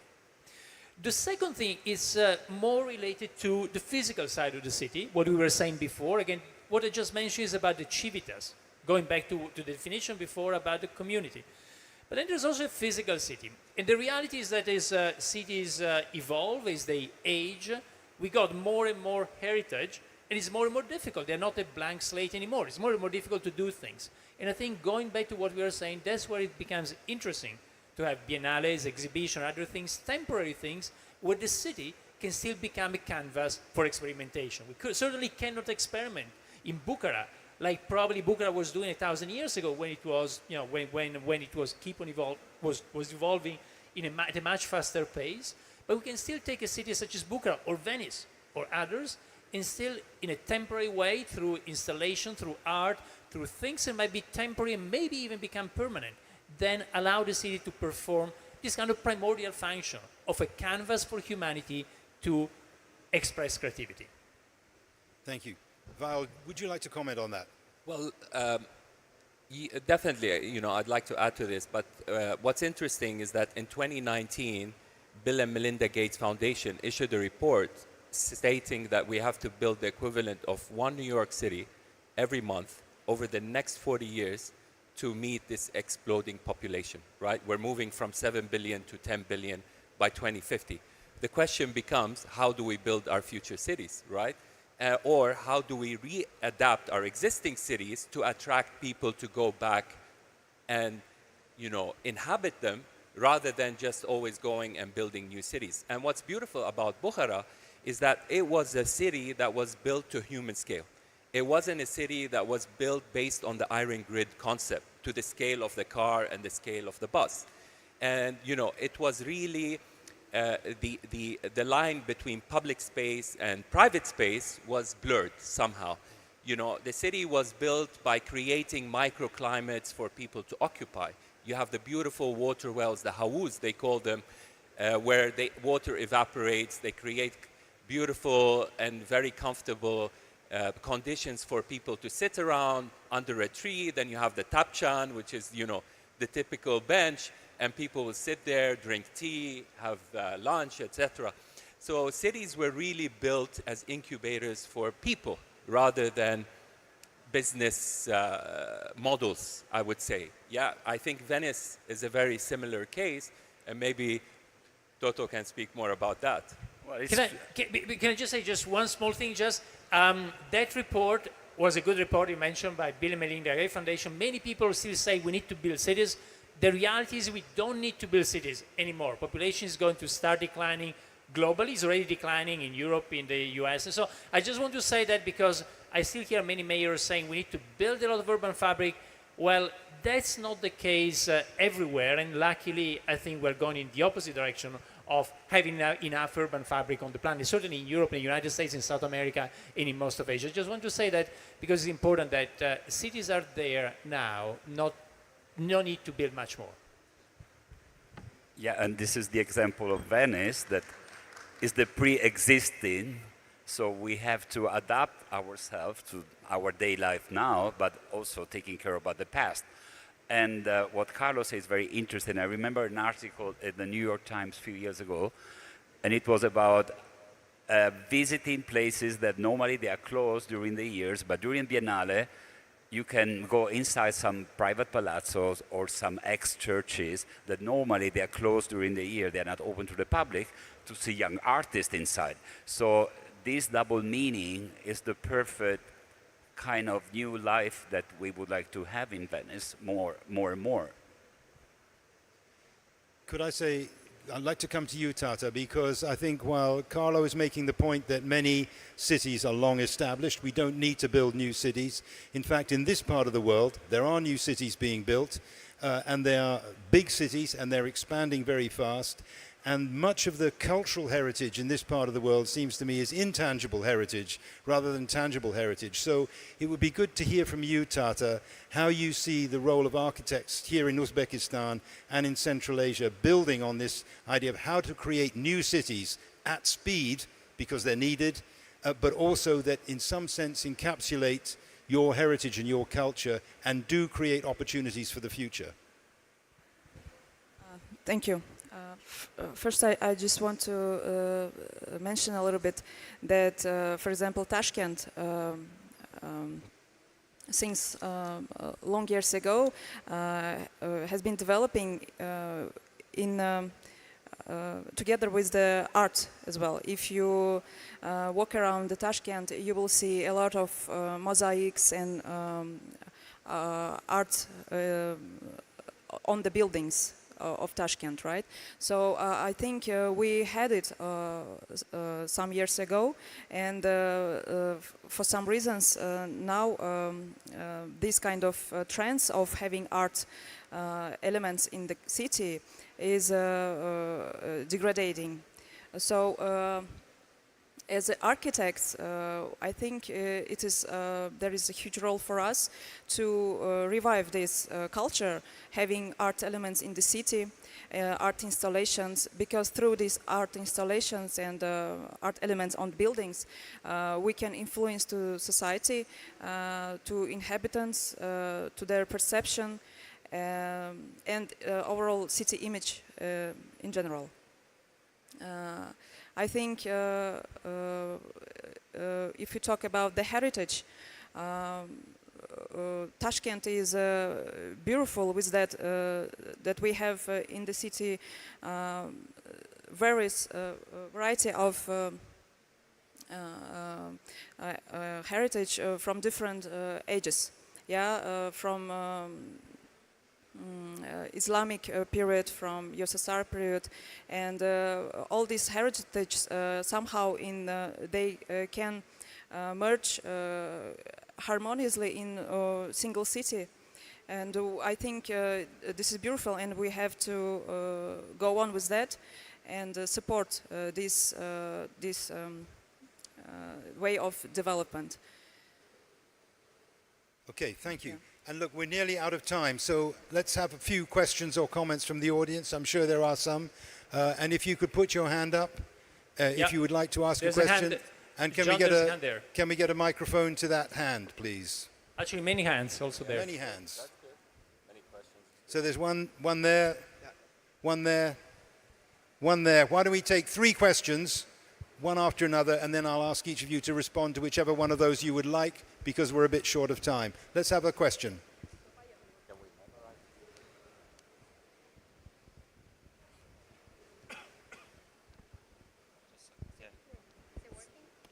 Hi, how are you? Thank you so much for this amazing panel. I have a question for Carlo. Carlo, I work with the Inter-American Development Bank. We've been following your work since 2011 from MIT Sensible Lab, so we've known you for quite a while. I have a question related to how do you see the coordination between different ministries like urban and development and planning and culture to foster these kind of playing fields or labs within cities? Because it happens that, you know, creative economies or creative industries are mostly under the governance of ministers of culture that do not usually dialogue or converse with ministers of urban development and planning. So we see that as an obstacle. So what is your advice, or how do you go about it to facilitate these playing fields? Thank you. Thank you.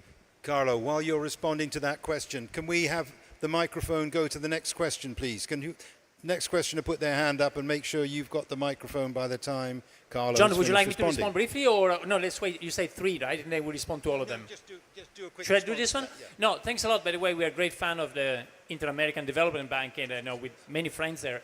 And I think what you're mentioning is very important for many things in cities. Cities work by silos, but the reality is the community or the physical city are not silos. I don't think there's a silver bullet, but I think what can happen usually is to create some kind of across silos organizations. And then at that point, you can actually create a short circuit and make things happen. As you're saying, sometimes it's culture, maybe working with planning, working with finance or so. And then by doing that, you can make things happen. There's some good examples out there, but again, it's not a silver bullet or a solution that fits all.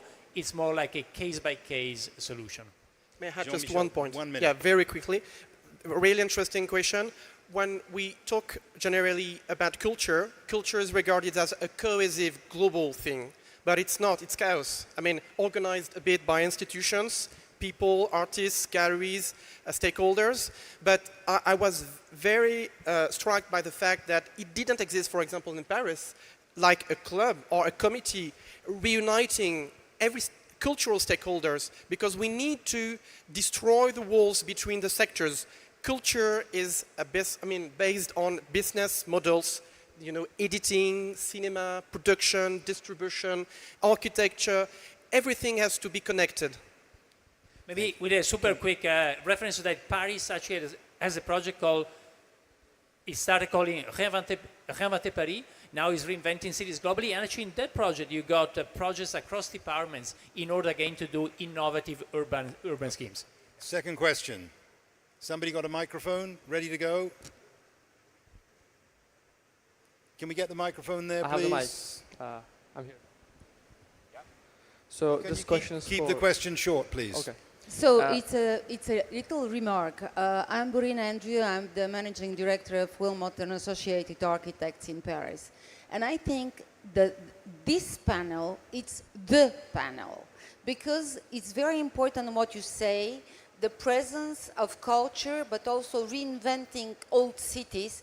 With Toto in Venice and with, well, we do the master plan of the old city of Bukhara, and well, he's taking care of the Biennale.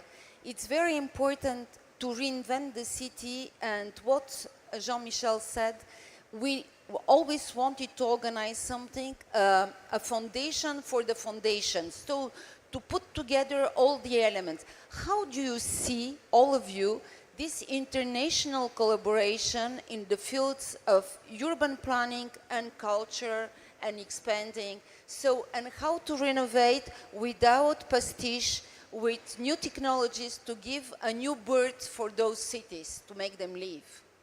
There's a good challenge. Who'd like to respond to that? Val.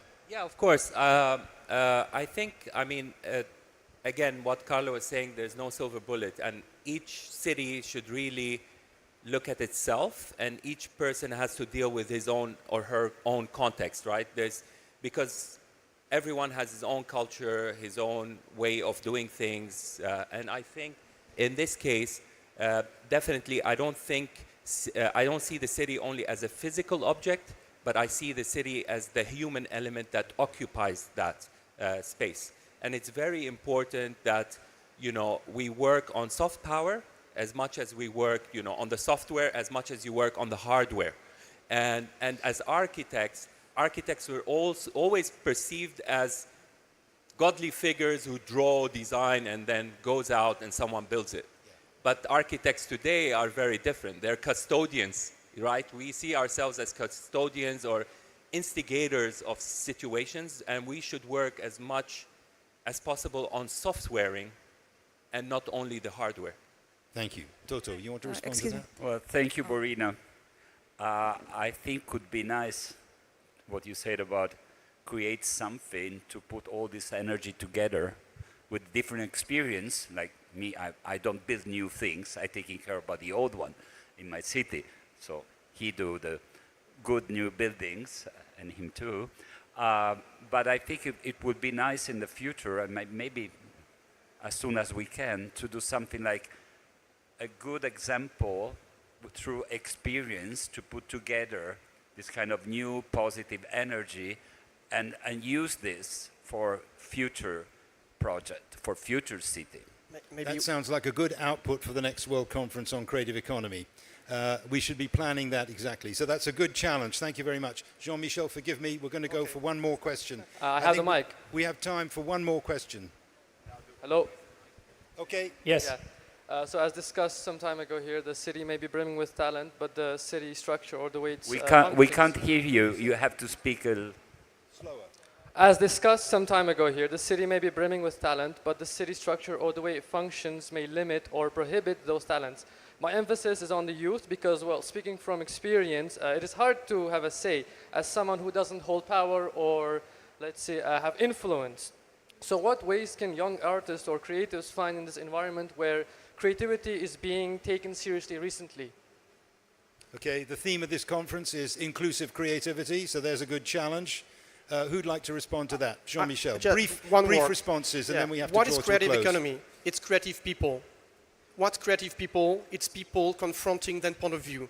And so we need structures in which we bring people together. I mean, a scientific is a creative person, an artist is a creative person.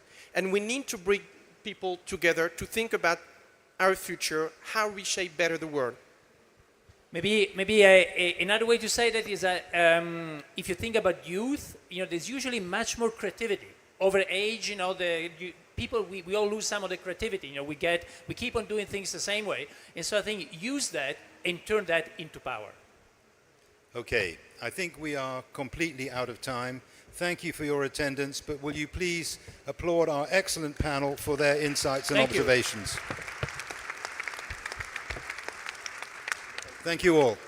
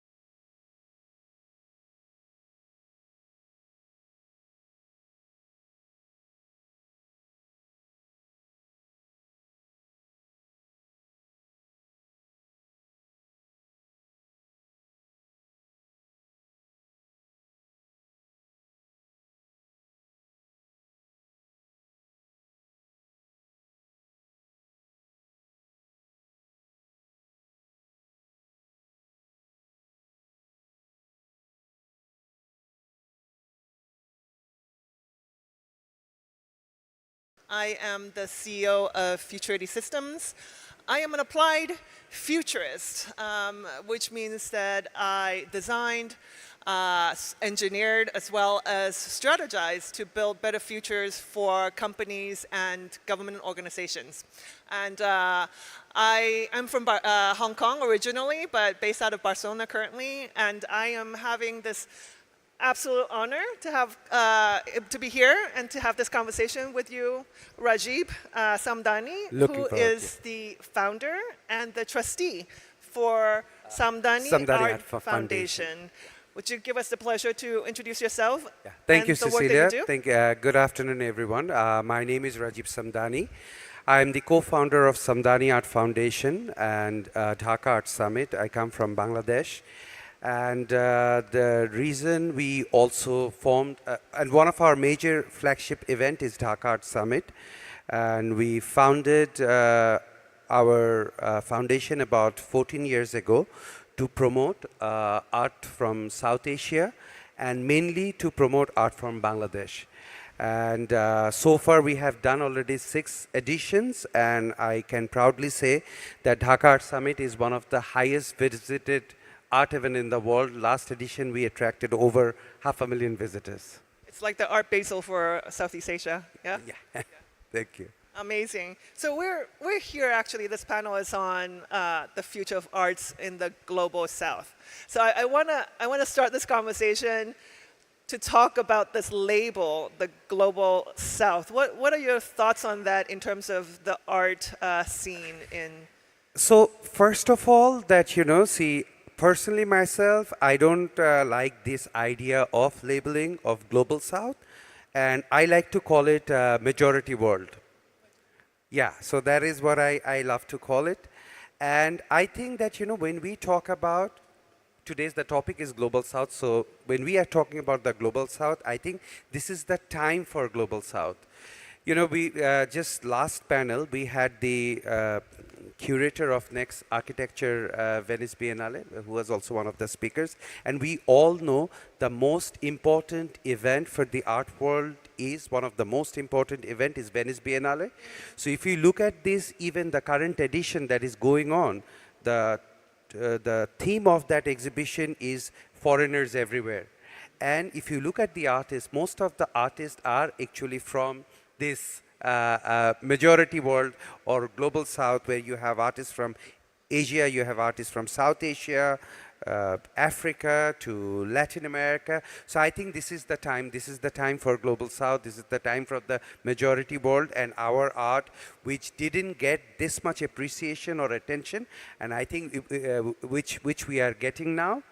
And that's why I say that, you know, it's not only the future is at the present now, and of course we are going forward. So do you see that this kind of a unique cultural context that these artists are from, is that an added value? So basically, you know, I think artists are from whichever part of the world they are from. Actually, you know, art don't have any nationality. It is by the subject, and we always see that artists are always moved by certain topics, like, you know, see, politics being one of them. Politics, trauma, environmental issues, current issues. So that's why, you know, I think we shouldn't differentiate art by the region or by the sectors. But, you know, when you look at the art from north and south, it's the same thing, but maybe the medium of expression is different from region to region. I don't want to open up a can of worms, but let's backtrack a little bit. How do you define art? You know, art could be anything. Art could be any form. Like, you know, see, it could be a performance, it could be a painting, it could be a sculpture, but it is actually expression of an artist's, their expression. And basically, like, you know, even if you see that art has always been a major power in telling stories, in protesting. And this is what I said, that, you know, artists are always influenced by this topic. So I think art has always been there, and it is like this is how artists have been expressing.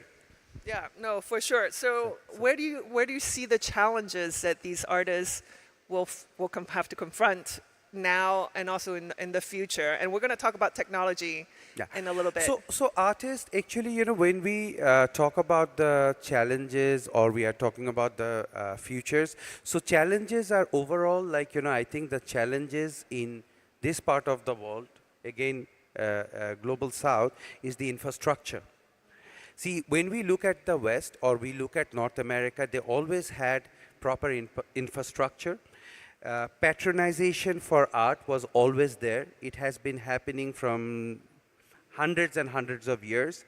They had the infrastructure, they had the art ecosystem. But even if I give an example, I come from Asia, South Asia. So even if I give an example that, see, when the economic shift happened towards Asia, like 20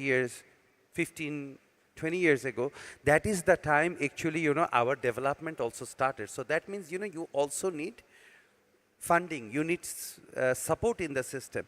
So I think that, yes, that is where we are like still sort of to an extent we are behind, but the hope, like, even if we look at this event today, all of us are here today, this event is actually happening in Uzbekistan. So that means hope. So I think that we have come a long way and it is moving in the right direction.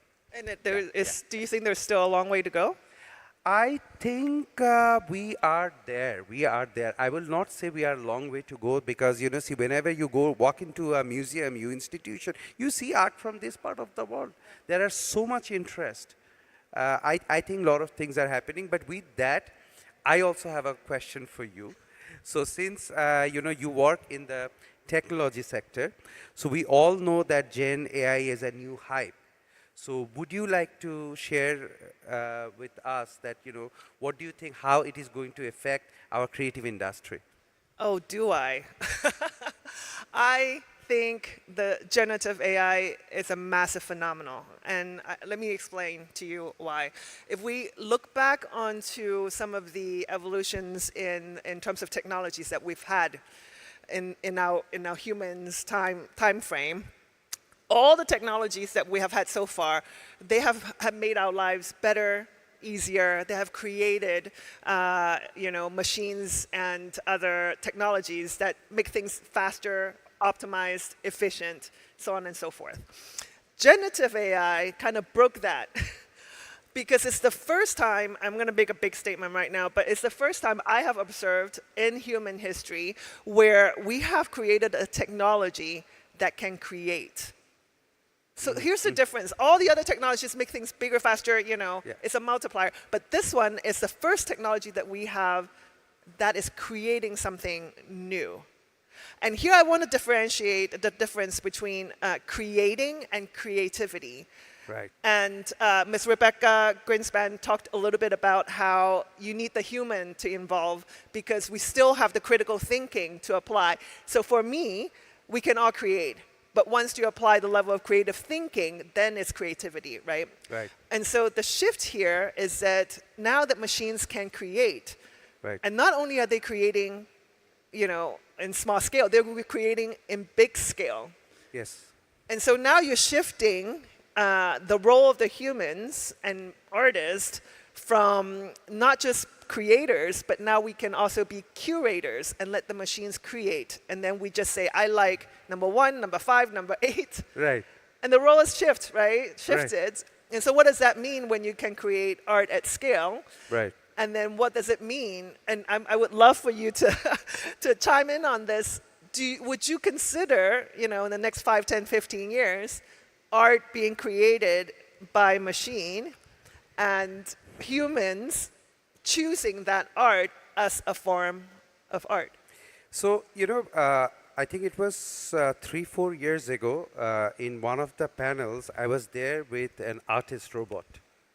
Yeah. So it was actually also an interesting experience, and that was the first time actually I also, because technology is not my area, but that was the first time probably I also learned about so that artist, that robot artist actually also had solo exhibitions, and that artist has also followers and collectors.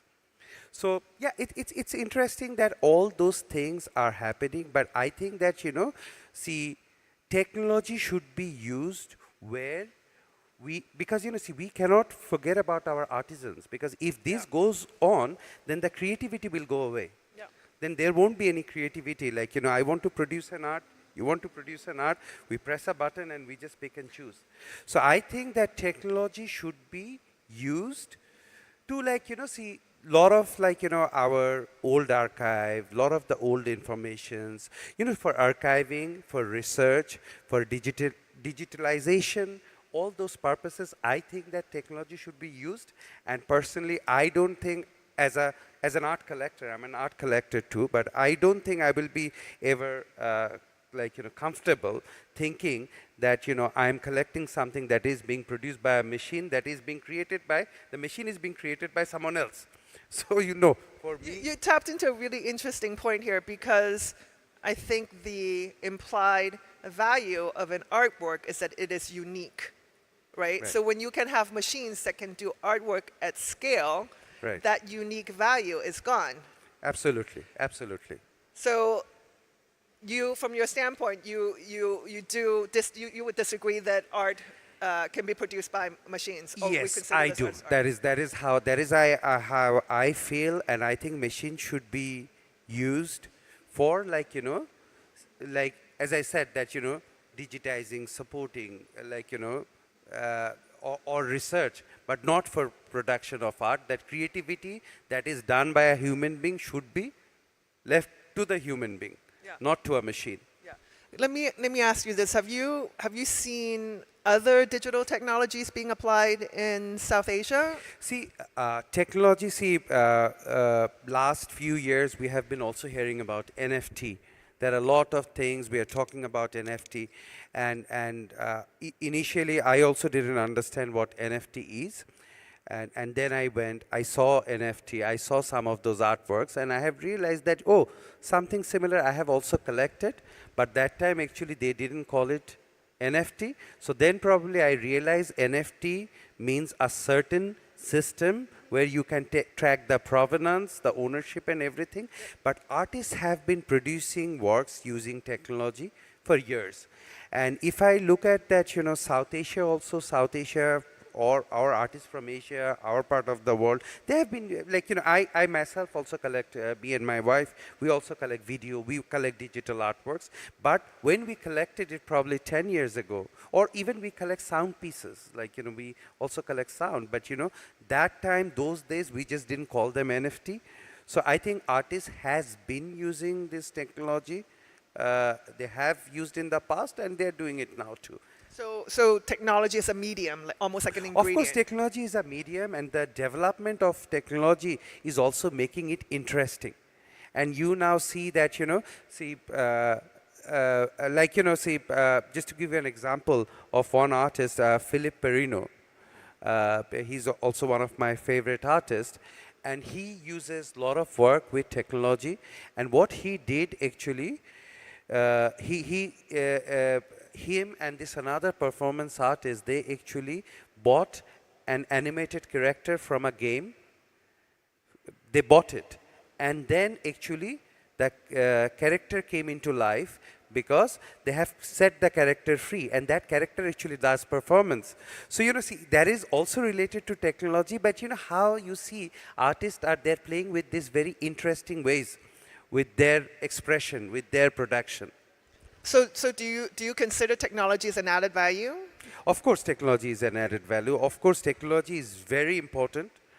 And technology is also very important to sort of safeguard and support a lot of our mediums that are going missing, that are being obsolete. Yeah. So technology, of course, it is an added value, and technology also makes a lot of things easier as a support and makes it interesting too. So as an art collector, as a promoter of art, are you worried about copyrights? Are you worried about IPs and all of this? Oh, yeah, that is of course one of the most important topic that we are talking about. Of course, that is, and that is where actually you use technology. Yeah. So that is where, these are the places where technology can help us. It's the problem and the solver. Absolutely, absolutely, absolutely. Yeah. Absolutely. And what do you think that, from your perspective, or like we talked about NFT, there was a big hype. What do you think? Do you also feel that, say I told you about, like, I was in a panel with a robot who's an artist who did actually successful exhibition. How would you feel a person from the technology world? Because I'm from the art world, so maybe I'm conservative, super conservative, and so how about you? I think it is a phenomenon that is going to be very, very hard to stop. Once we have created the machines that can create, it can create other machines, it can create artwork, it can create content, it can create a whole lot more materials. So the question isn't how to contain it, right? I don't think we can contain the technology as it grows. The question, I think, lies on how we're going to regulate it, how we're going to understand the technology, how we're going to teach others to use these technologies and apply this technology. And I'm fascinated by this discourse on, I've asked you earlier if you considered an artwork being produced by, a machine is considered an artwork. And I think that is in a very gray area because I see a trend about kind of a beyond human topics where we're thinking beyond what humans can do. So what machines can do, what natures can do, what plants, animals can do. And we're giving them more rights and we're giving them more capabilities. And so at some point, and there are discussions about maybe machines arriving to singularity, that they will be sentient, and they would have their own rights. So at that point, I wonder if we can have this discussion again, 5, 10 years from now. And then I would, love to reconsider, artwork and other things being produced by machines. Could they be reconsidered? And I'm going to ask you one more question, bounce it back at you, that what are your thoughts if technology is very integrated into the art scene? And let's assume that that robot that you have talked to that created this artwork sold its artwork. So now the robot has money. Yes. And that opens up a whole another can of worms. That's And what do you think of that economic participant in our society? As I said that, when it comes to this, personally, this is my personal opinion, I would be conservative. Yeah. And of course, that robot was also created by a human being, not a robot. Yeah. So I think that, creativity, human being, these are the very important thing. Like, for me, that is very important because, I don't know about the future. Maybe like, 50, 100 years from now on, people probably won't have time. I don't know. But maybe it will be all done by the machine. That sounds scary. Yeah. But as I said that, for me personally, that is something difficult.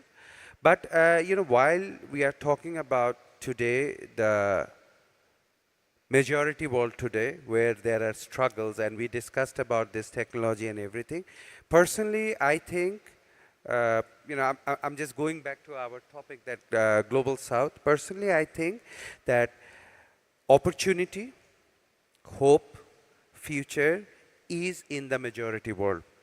So many interesting things we can offer, so many interesting things we can do, and so many interesting events are happening that, for my foundation, our artistic director, Diana Campbell, she's also the curator of next year Bukhara Biennale.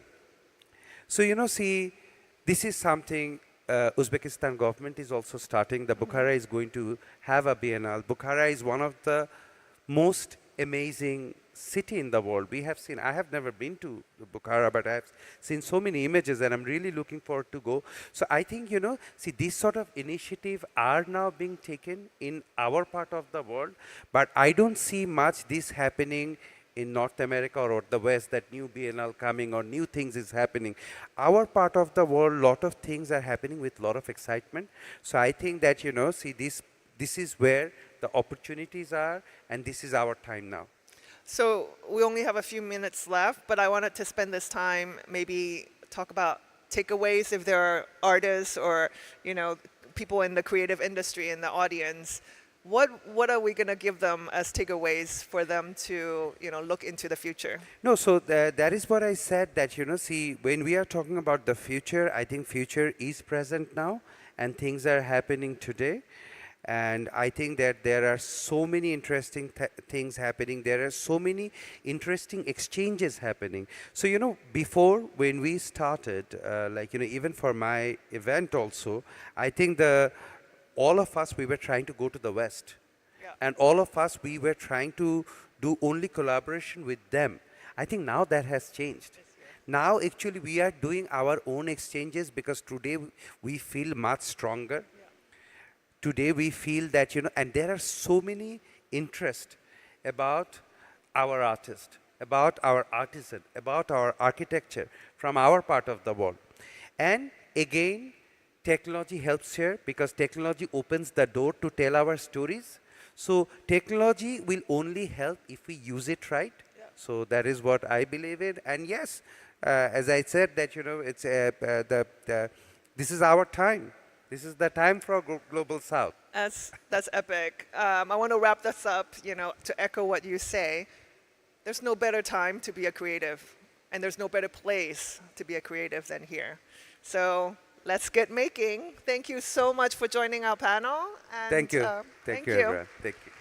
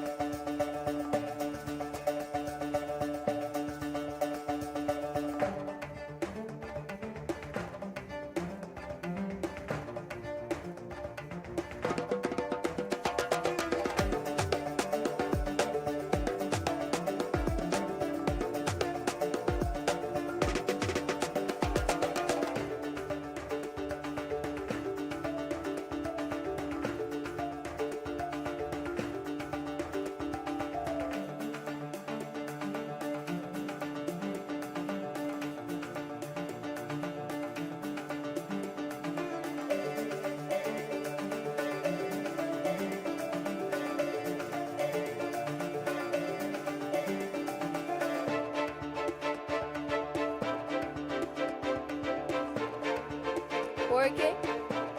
Yes.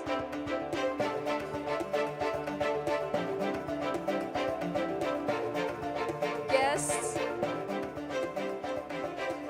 when you're exiting this area, you come straight and to the right in order to have lunch. Good luck, everyone.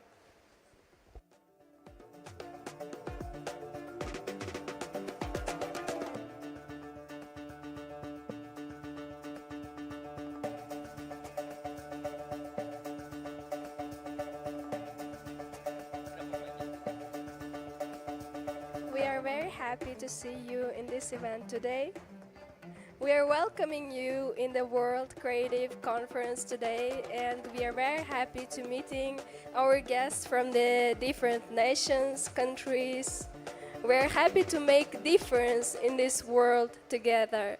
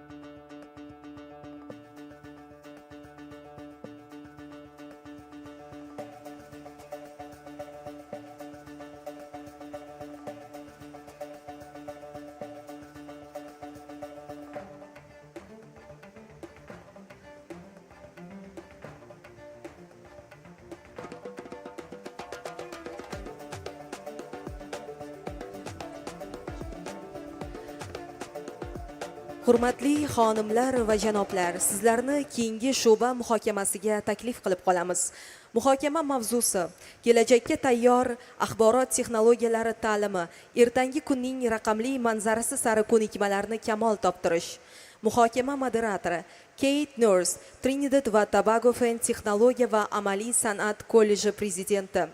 Philip Buitrago, Geo Future Hub bosh direktori. Rihana Mugal, Britaniya kengashi direktori.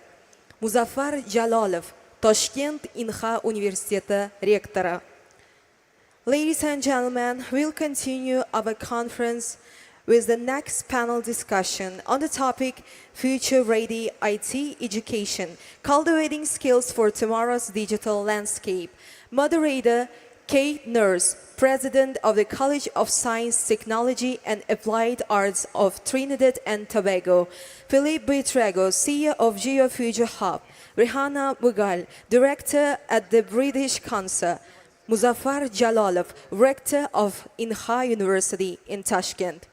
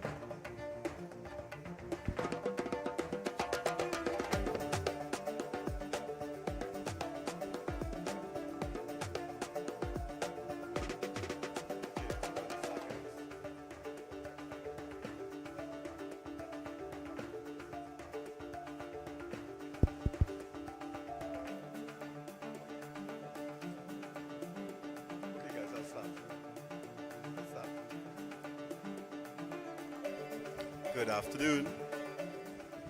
Welcome back to Main Stage.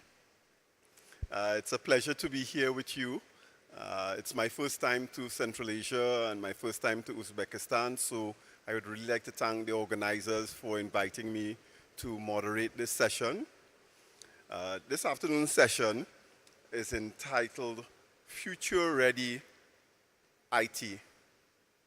Future Ready IT Education. Nurturing skills for tomorrow's digital landscape. This is a very exciting topic, I would argue, and we have with us a very esteemed panel, very distinguished in fact, and the way we are going to organize this session is that we are going to focus more on generating some conversation about the key issues. I will ask each of the panelists to briefly talk a little bit about the work that they do, introduce themselves very quickly, and then get to the heart of the matter. The issue of future readiness presupposes an anticipatory dimension, meaning that we do have to have a sense of what is coming down the pipeline in terms of the new technologies, but also the demands of the workplace. This morning, we had many discussions about the issue of creative workers, creative workforce, but also the discussions about the role of artificial intelligence, of course, and many of the other technologies like blockchain or virtual reality, to name just a few.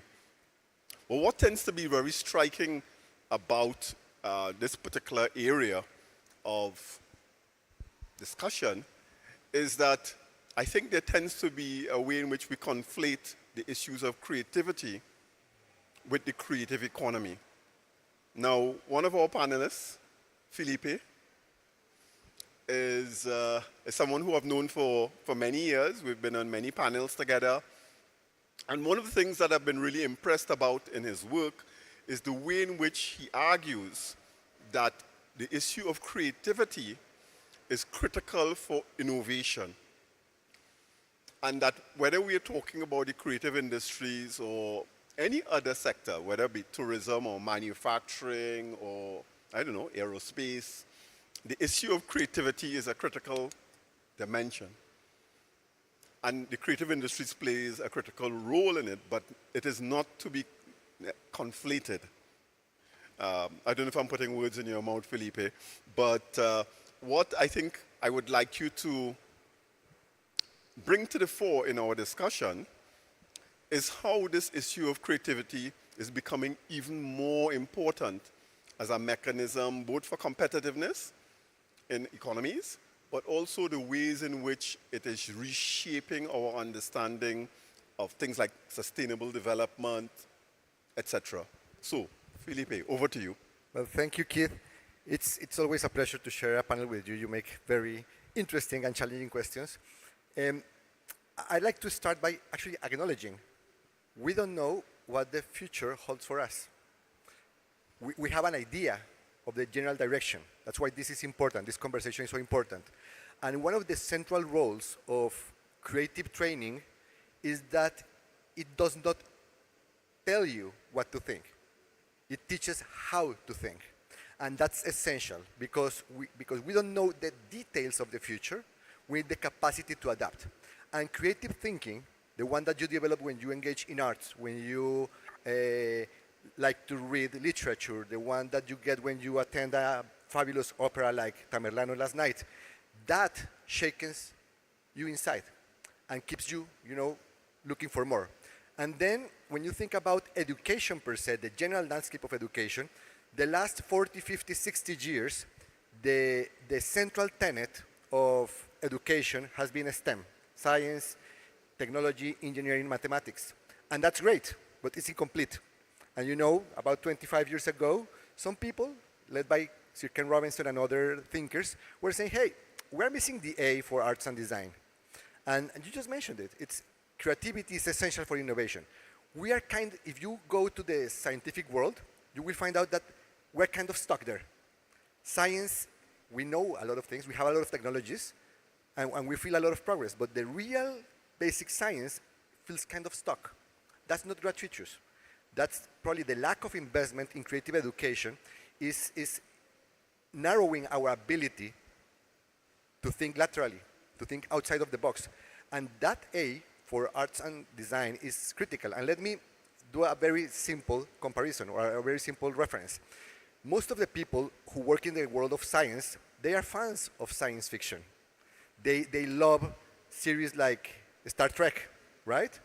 And if you go back to 1967, when Star Trek was all the hype in the US, two marvelous things happened in that series that were not anticipated by technologists, but were created by the imagination of the scriptwriters and the director and the actors that became reality.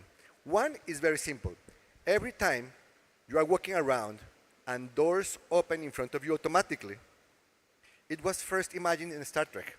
And it was due to props, It was people moving the thing and a lot of accidents. I mean, they have a lot of funny anecdotes. And actually an engineer went, oh, how do you do that? And they say, we don't know how to do that. We just, put people to move it. Engineers then, inspired by the imagination of those thinking laterally, created that. And the other one is everybody has one today. It's a smartphone. It's an individual communication device that was first imagined as something evident that any person in the USS Enterprise had to have in order to be constantly communicated. And that was imagined by the creatives, but then the engineer that built up the first cell phone in 1974 said, I was inspired by Star Trek to build that future for everybody. So yeah, that's the value of creativity, and I think that's a very good point to start. Well, I'm a Trekkie as well. So, Star Trek did so many things. It opened doors also in terms of dealing with ethnicity. Oh, diversity. I was not mentioning it because we are so focused in the educational part, but if you go to the Star Trek analogy again, you go to the command post, the central command part of the USS Enterprise, and there's Captain Kirk and everybody else, and it's a diverse environment for decision making where everybody has equal rights.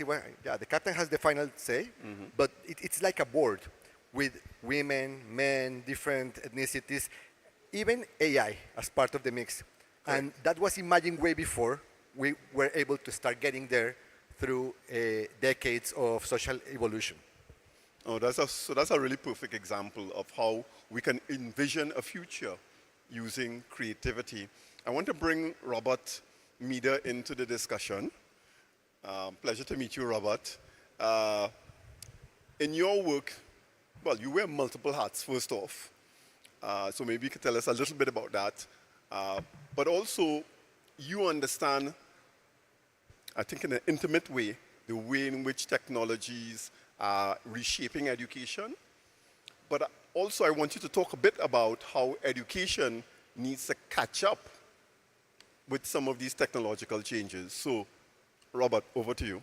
Brilliant, thank you. First, I have to say I'm not a Trekkie, so, but I think actually this panel, and I'll be biased, I think this panel is one of the most critical panels. I think what we've heard the last few days of the potential of what the creative economy could bring, we've heard about potential policy, but I think if you don't have an infrastructure and a system of education that harnesses, and not only in early development in teenagers in universities, but also graduate support and industry training, you have big ideas, but no way to execute them. So I think education is fundamental to all these ideas.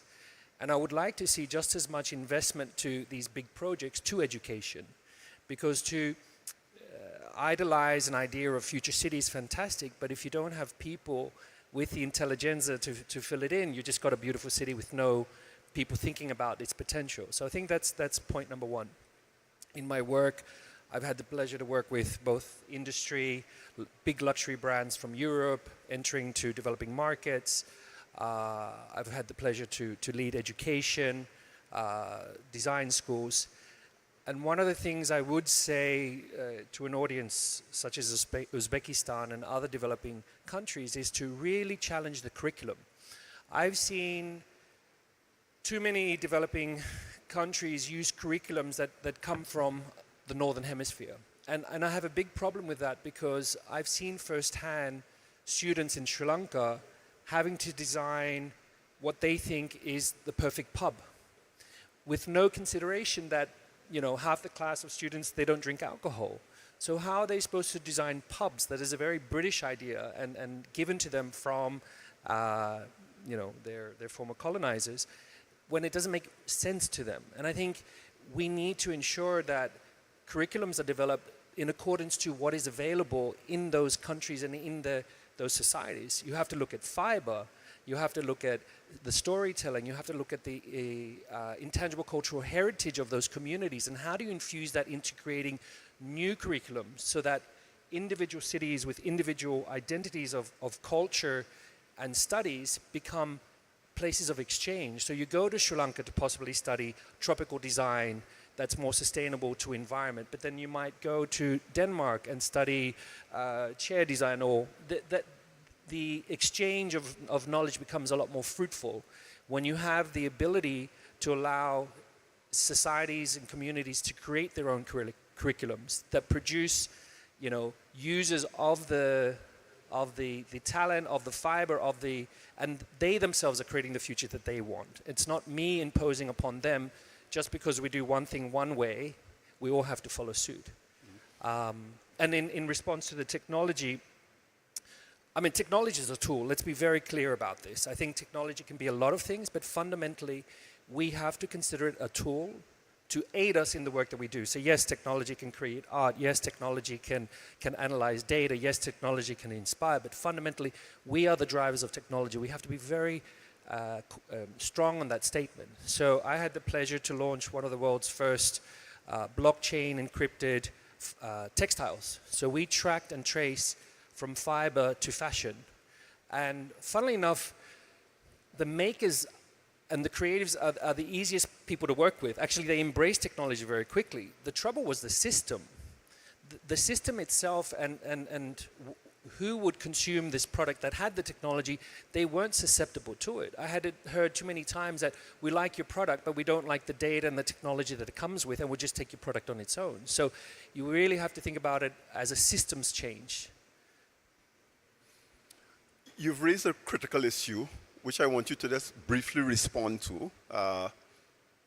So for example, going back to Star Trek, on the holodeck, where people imagine some past future, the AI, artificial intelligence, would always conjure up a notion of a city in Europe or North America, never in a developing country. So the problem with AI is that it's largely using content that comes from very specific places. So doesn't this generate new opportunities for us to envision other futures, other realities? Yeah, absolutely. And I think it's obviously it's the data sets, right? The greatest input of the data to the current AI is coming from certain parts of the world that live in a certain way. This is the absolute opportunity for developing economies and developing countries that could harness the potential of technology and also contribute to the data sets that will then allow the AI to, formulate its answers.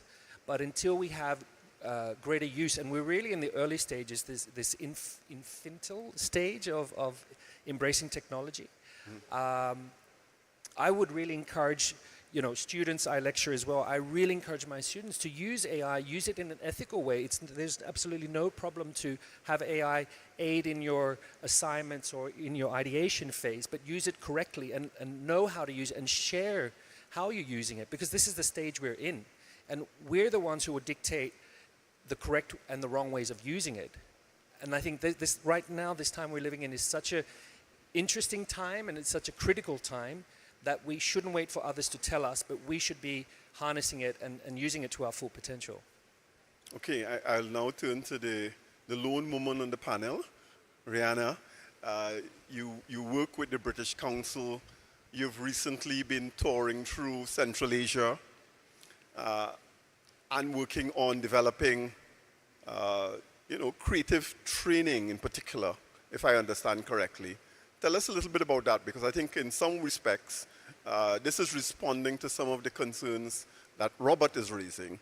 So I wonder if you can jump in on that topic. Certainly. So I think when we speak about this topic, we need to take a step back a little bit, which is to actually consider the state of the world that we are in. The world is more connected than ever before. There are more autocracies than there are democracies.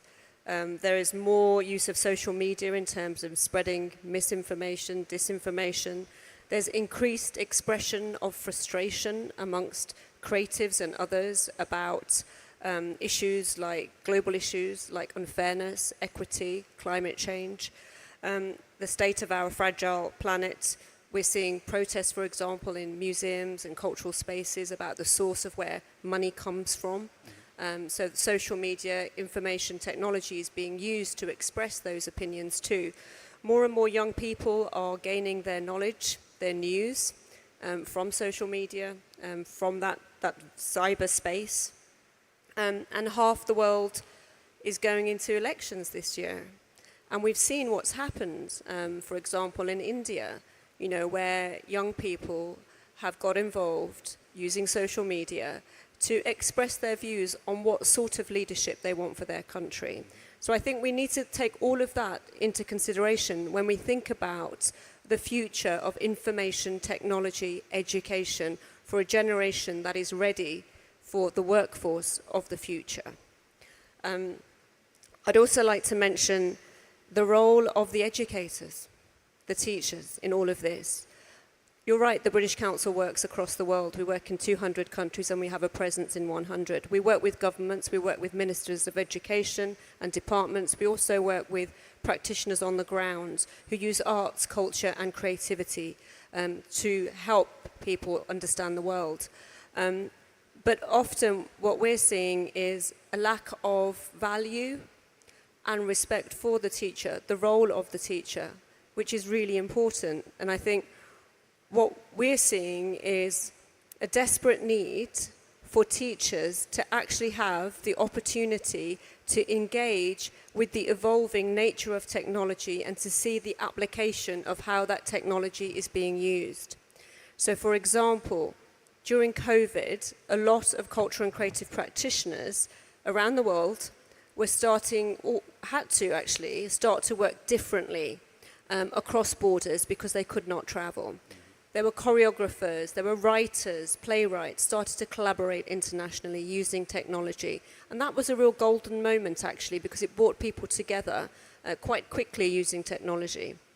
So building on that, I would say that going forward, the sort of innovative models we need to try and find is opportunities for people from different cultures, different environments, to use new technology imaginatively to come together, to develop their intercultural fluency, to develop the understanding of different nations and what they are experiencing. Because only through that can we develop that younger generation that has that global mindset, which is going to be critical as we go into the future where AI and VR and all these technologies are evolving.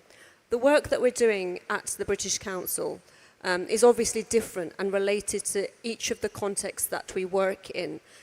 So we are running hybrid courses using technology to support people to develop their understanding, for example, of policy related to the creative economy, related to the creative industries, but also creating opportunities for people, not in one context or one country, but actually in different countries, policymakers in different countries, to come together to share their unique context and to help come up with a policy that may be relevant in two different environments. So that what I'm advocating for is that need for intercultural fluency, for that collaboration with other cultures, and to use technology wisely to do more of that. Because whatever happens with AI, it's only as good as the human beings who are responsible for programming it in terms of putting in the questions and understanding the right questions to ask. Those are my main points. Thank you very much. And thank you as well for reminding us that context matters. And so as we shift towards increasing fragilities in the planet, there's a critical role for creativity and the creative industries to, what I would say, package different messages and ideas about how we would organize our society and so on. But I want to come to our representative from Uzbekistan. Thank you very much, Mustafa. You are a rector of one of the universities here in Uzbekistan. And my knowledge is that Uzbekistan and many of the countries in Central Asia are experiencing a youth dividend, meaning that the share of the population that is the youth is expanding quite rapidly, whereas in other parts of the world, in Europe, North America, even in my region, we see that there's a significant aging population. The youth economy and the creative economy tend to be very much married together. So from your perspective, how are you working at your university and in other institutions to build or respond to what often is defined as the talent gap? So if you can share some thoughts on that. Thank you very much. First of all, I'd like to appreciate for invitation and welcome to Uzbekistan, our dear guest. Before talking about the university and its perspectives, I would like to just a little bit stop by what's going on in Uzbekistan in terms of educating the young people. Can you raise your volume? With our topic was the creative economy. Well, around 7-8 years ago, Uzbekistan started a big transformation called the New Uzbekistan, and by the 2030, which covers the lots of areas, especially make the digital economy, not the creative. We will stop. Just 1 second. It's a part of the. Can you hear him in the audience? I think yes? they can hear. Okay. Yeah. Go ahead. Because I'm hearing you very low. All right. I'll try to speak louder. Make the digital economy as a driver of the whole economy of Uzbekistan. But now we have a creative economy.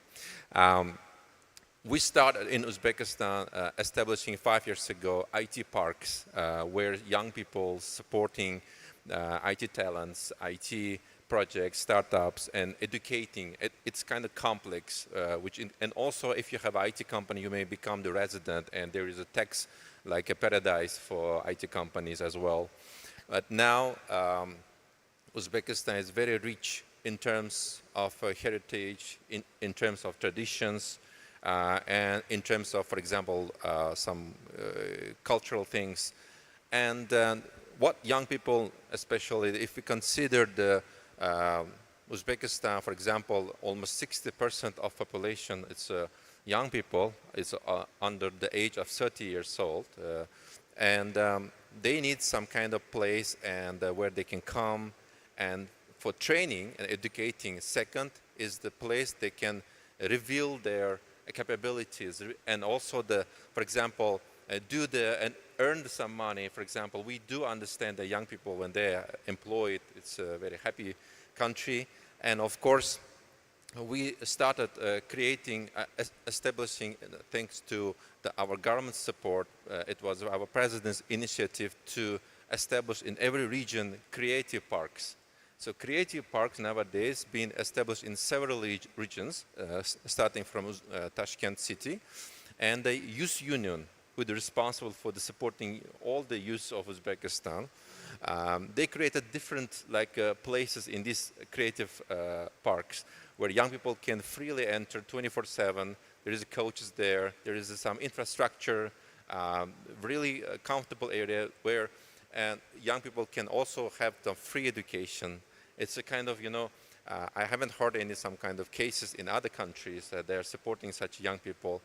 And if we stop what's going in our university, well, in the university in Tashkent, just yesterday we celebrated 10th anniversary established in Uzbekistan because it's a kind of branch of South Korean University, Inha.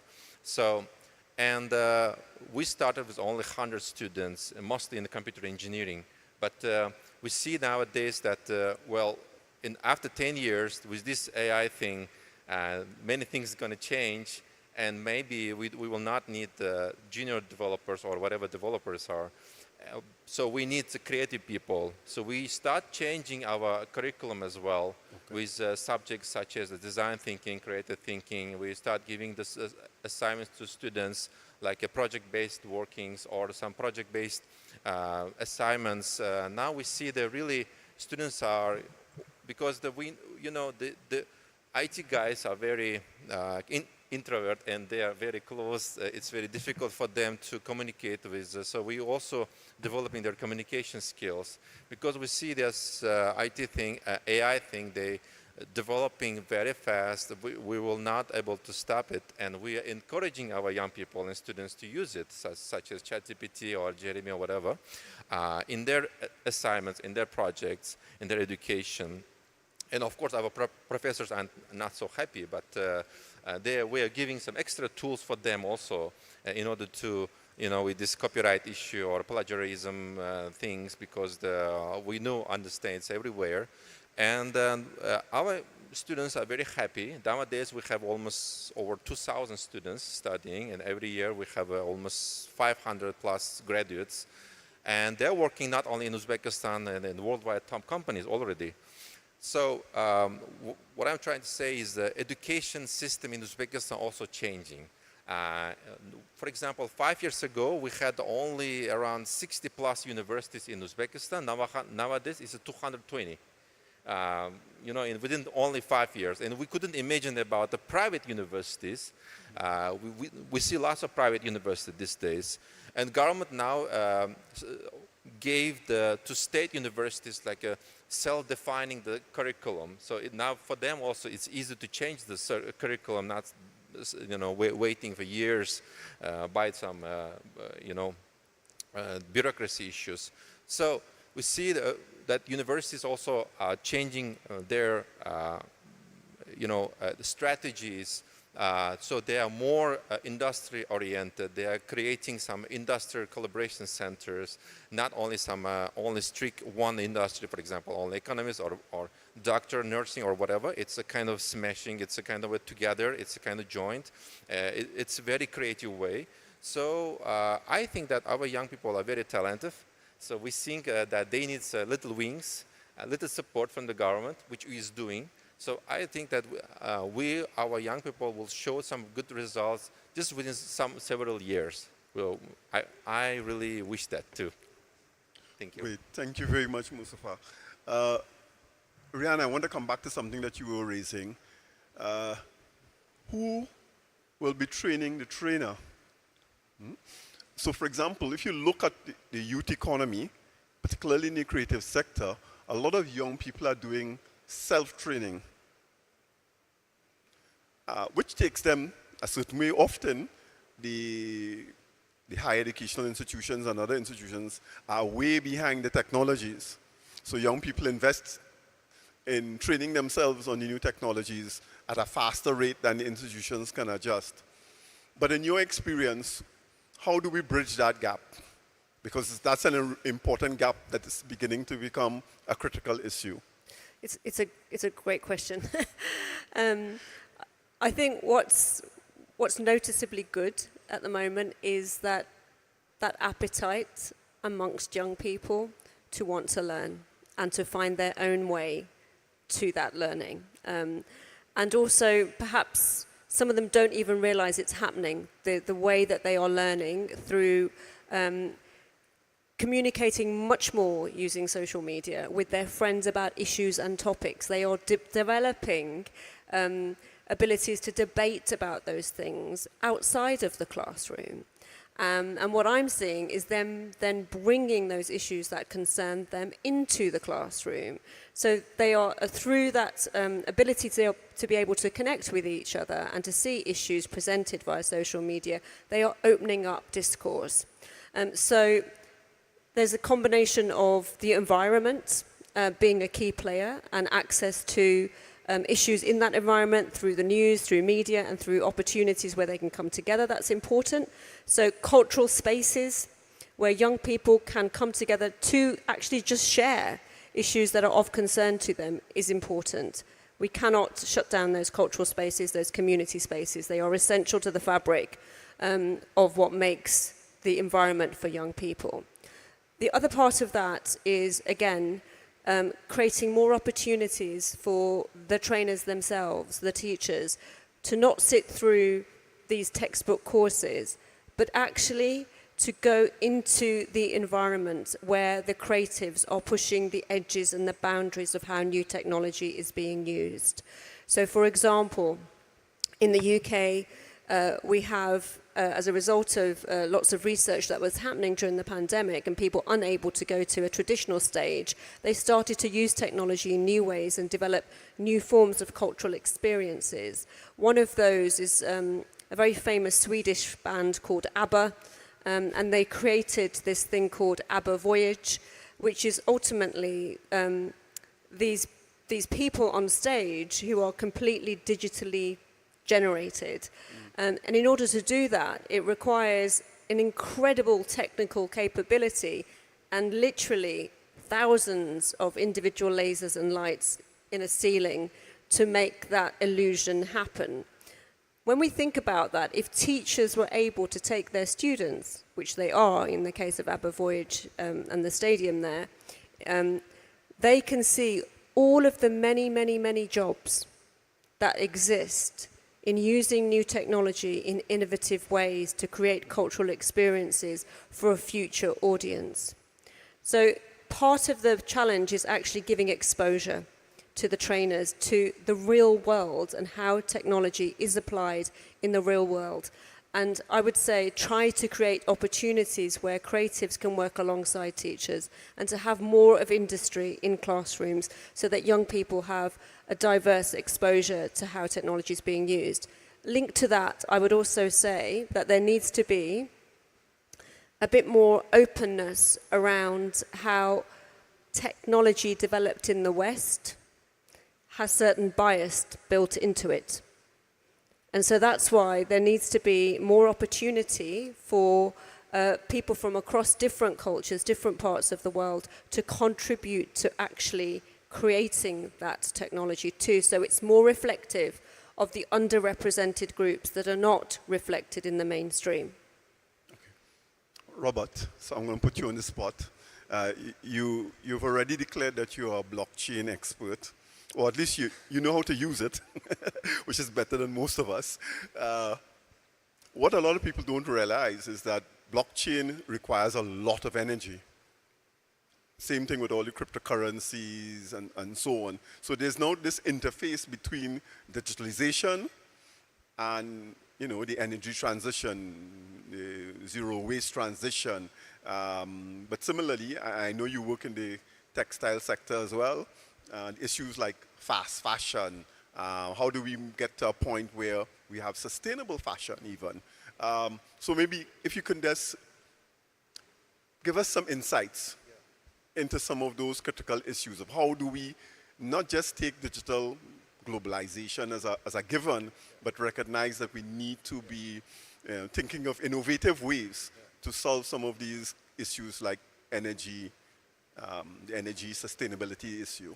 Sure. So I'm very quickly on the energy thing. Glad to share. Actually, there have been efficiencies, and there are better ways that the data is being collected and the amount of data being used.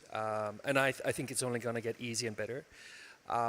One thing I really want to raise is it's more than just students in high school and university students. We have to educate the whole system. We can't just educate the new Gen Zs coming through and the Gen Alphas. We all have to change, and we all have to be embracing this change in a positive mindset. And I think that's super, super important, not to be afraid, because actually a lot of research shows that the boomers and the Xers are afraid of this technology and don't even understand. I think I heard yesterday this convoluted mix of what technology was. Like, you know, once again, we have to get the terms right and understand that we're in control, and it's a tool that we can use to bring greater opportunities to everything we do.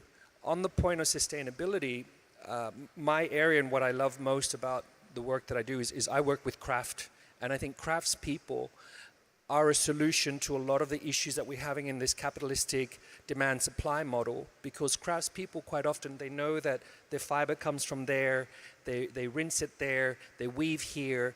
So the craft sector, and craft is a byproduct of a creative economy. You will see craft come up spontaneously, and for me, it's an opportunity to harness craft into providing solutions to the north and the south. So I see there's a lot more exchange, and to your point, craftspeople are using Instagram to sell their products directly from India to consumers in Copenhagen.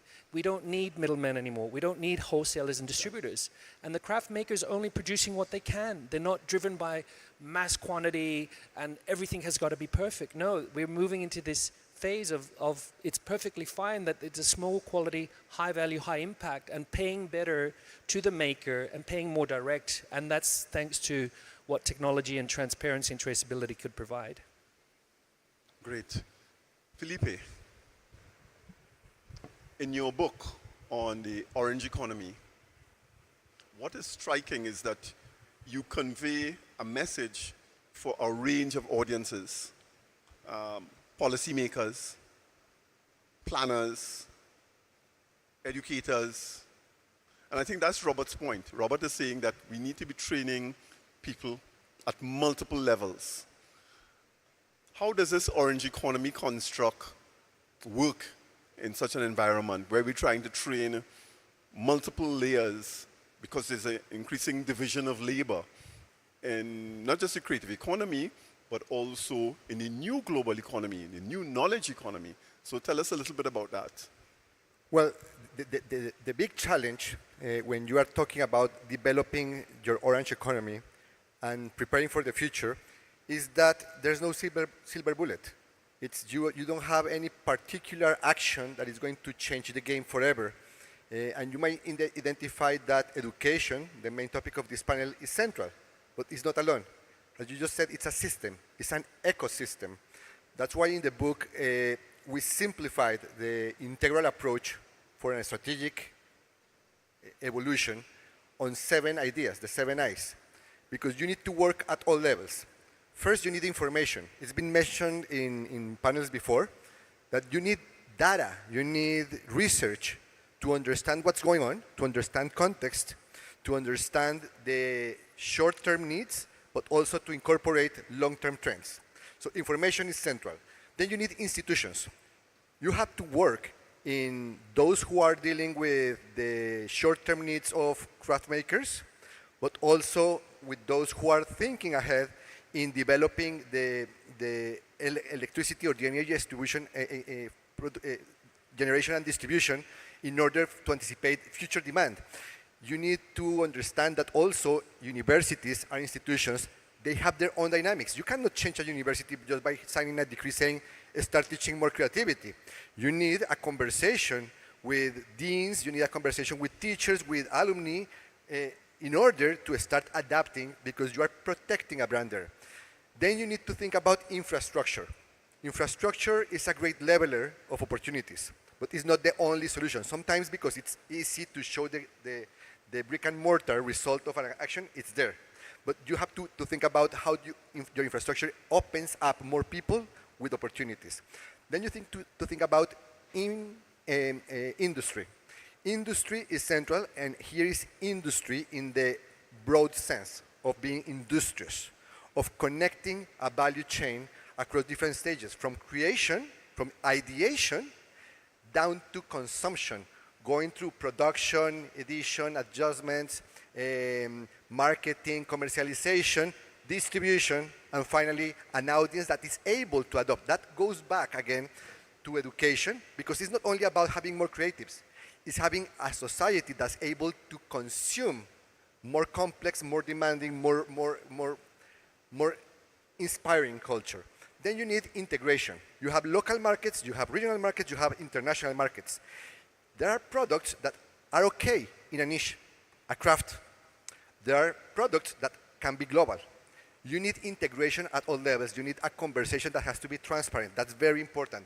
A rules-based system that works at local to international level. Then you have inclusion, because a big role of culture is understanding the role it has in changing, challenging our assumptions, social aspects like inclusion, diversity in board meetings and everything. That's part of the conversation, but also because inclusion means that we can understand each other by being different. We can share all here our love for music, but we can like different genres.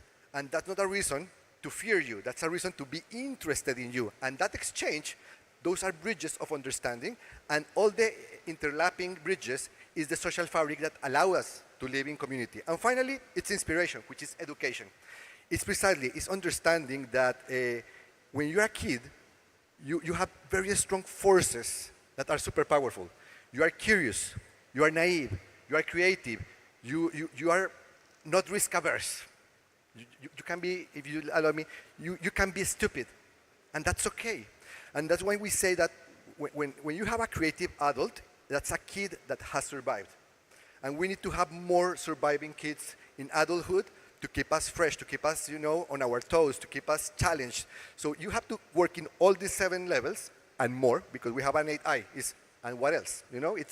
We don't know all the answers, but I think if you approach policy from an integral way, understanding short, medium, and long-term implications and short, medium, and long-term effects, then you have a fighting chance. Thank you very much, Felipe. So, Mustafa, you are going to have the last word. We're just about close to wrapping up. But I think Felipe has passed the ball back to you by saying that, the last I is inspiration. And higher education plays a really important role at multiple levels. Because higher education trains the teachers that go back into the classroom. But higher education is also where innovation policy is created and shaped, because all of the new engineers, all of the new creatives who are going to the workplace come through the university in many instances. So talk to us a little bit about where you think Central Asia is heading in this regard. Wow, that's a really huge question, I would say. I know it's the last comment. To wrap up within several minutes, but I'll do my best. I wouldn't speak about for example, upskilling the professors at universities. I would speak about, for example, training the teachers at schools. For example, we see that every year more and more young people, they're not really interested in going to university. And we see not only in Central Asia or Uzbekistan the transformation of education at all, because the many scientists, the authors, rectors, presidents, they're talking about the future of education, the future of not only higher education, where we see that more focusing on the skills, they're more focusing on the making, for example, especially with the digital skills, the young people. But we should not start it at the university. We should start it at the schools. In Uzbekistan, we have over 10,000 plus schools in all the country, and over the 10 million school kids. And I think it's a very huge number compared to our neighbor countries, because the population is smaller in our neighbor countries. But we have to integrate in the school programs, it's like a mandatory programs about these digital technology trainings, and also the design, as I mentioned, what we implemented in our university: design thinking, creative thinking, communication. There's all the soft skills. They have to be created in the school level, because and of course we need the teachers to be trained what we are doing actually now. Our university working in schools not only in Tashkent, but we are also working with in regions. We are training and upskilling the teachers in the 4 areas. It's mathematics, physics, English, and IT. So this is a kind of our social responsibility. And I think that if all the universities, they come together and try to educate, and they will work with the schools, especially public schools. I'm not talking about private schools. So I think that in this matter, our teachers also will have a brighter view, a brighter vision, and more broader maybe thinking.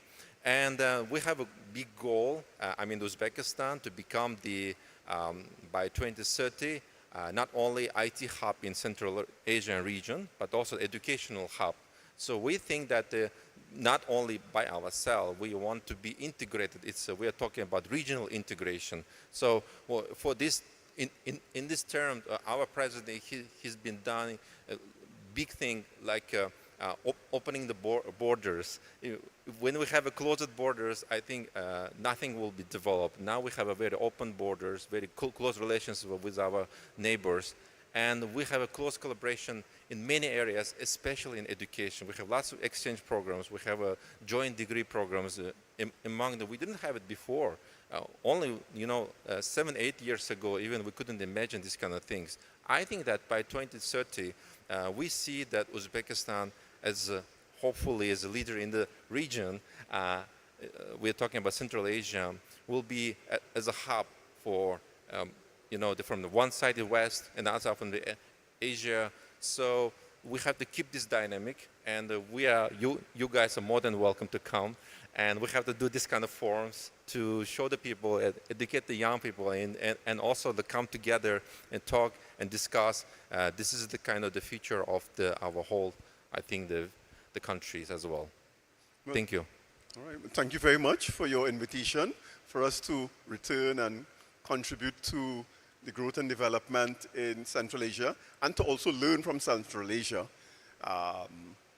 It's been a real pleasure to host such an exciting panel. I really want to thank my panelists. I thought in the short space of time, we were able to capture some really critical insights. So I really want to, on behalf of the audience, to thank you for your sterling contribution. Thank you very much.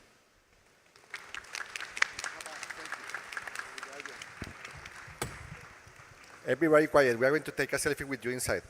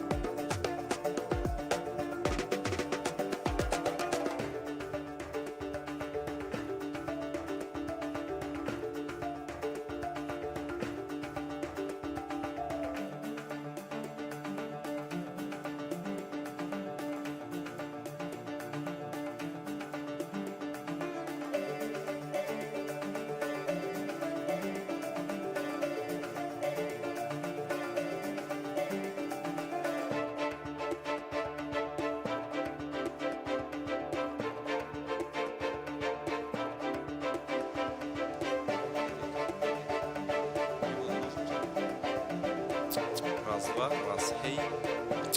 Раз, два, раз, два.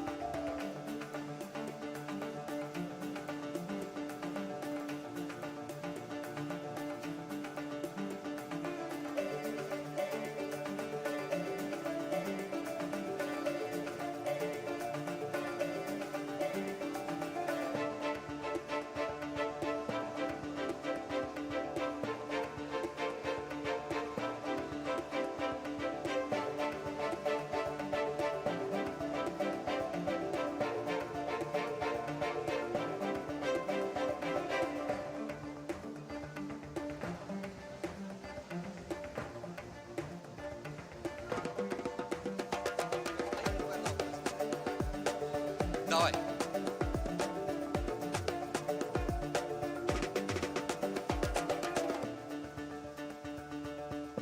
Рахмат.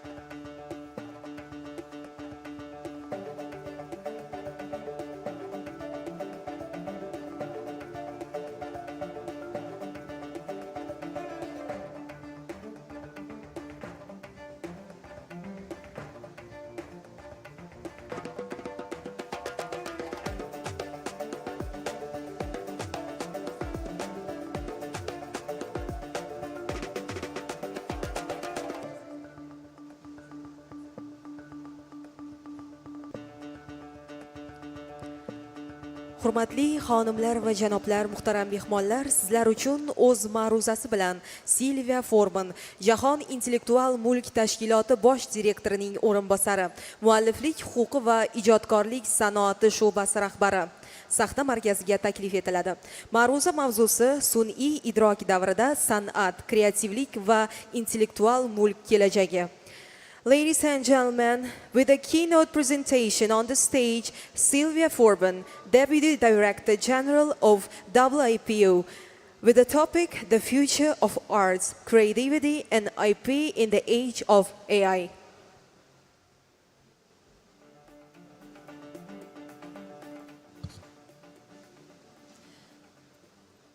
Final intervention. I don't want to abuse my presence at this place. But dear participants, today we are facing once again many profound and far-reaching changes. Machine learning and generative AI, artificial intelligence, represent a new revolution, one that is not imminent throughout the entire creative sector, but one which is already in progress. This revolution challenges not only the existing legal frameworks, but also the basic elements of the functioning of the cultural and creative industries. At the World Intellectual Property Organization, WIPO, we carefully monitor and follow the developments brought by this global phenomenon. To date, we have held 7 sessions of the WIPO Conversation on Intellectual Property and Frontier Technologies, which is leading global forum for facilitating discussion, sharing, and knowledge, building among all stakeholders on the impact of frontier information technologies, including artificial intelligence on intellectual property. Recently, this dialogue in last spring, focused on the topics of the metaverse and artificial intelligence. And very soon in the autumn, we will have another conversation which will deal mainly with the output of artificial intelligence. And I advise you to carefully monitor when you can and how you can follow online this conversation. AI is a complex issue with multiple angles, and our focus is on making use of WIPO's convening power to hold an urgently needed, open and productive debate aimed at finding the most appropriate solutions to respond to this revolution.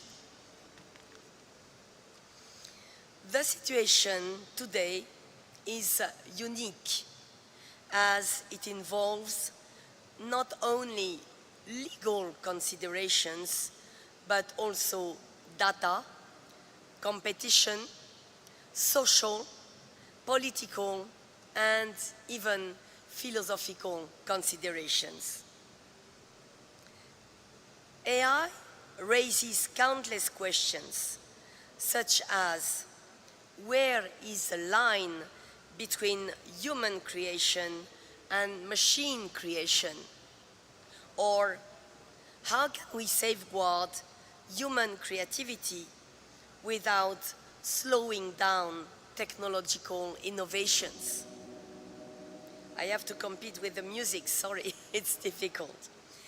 It is still too early to have clear or definitive answers on these complex issues. But the point is that this revolution demands careful study and debate which must take place now. Everyone has seen the writers' strike that has halted Hollywood production for the first time in 16 years very recently, and aims, among other things, to discourage the use of AI. Other professions in the art and creative sectors have expressed concern.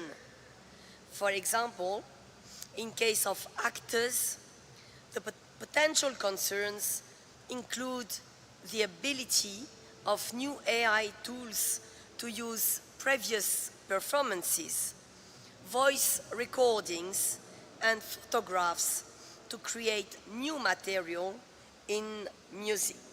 We have seen several artists suffering from misuse of their creative talent through non-authorized uses and deepfakes. From the perspective of copyright, there are at least two issues that it is imperative to analyze. The inputs, what we call the inputs, that is how we are going to regulate machine learning based on protected works, and the outputs, that is how we are going to consider the final result generated by AI. Faced with the former, from WIPO, we closely follow legislative developments at the international level related to text and data mining, taking into account the role that data have for economic development. We must consider this matter very carefully and ensure that artificial intelligence does not increase the technological gap, but rather reduce it. Sorry. I think, is this glass clean? I don't know. We take a risk.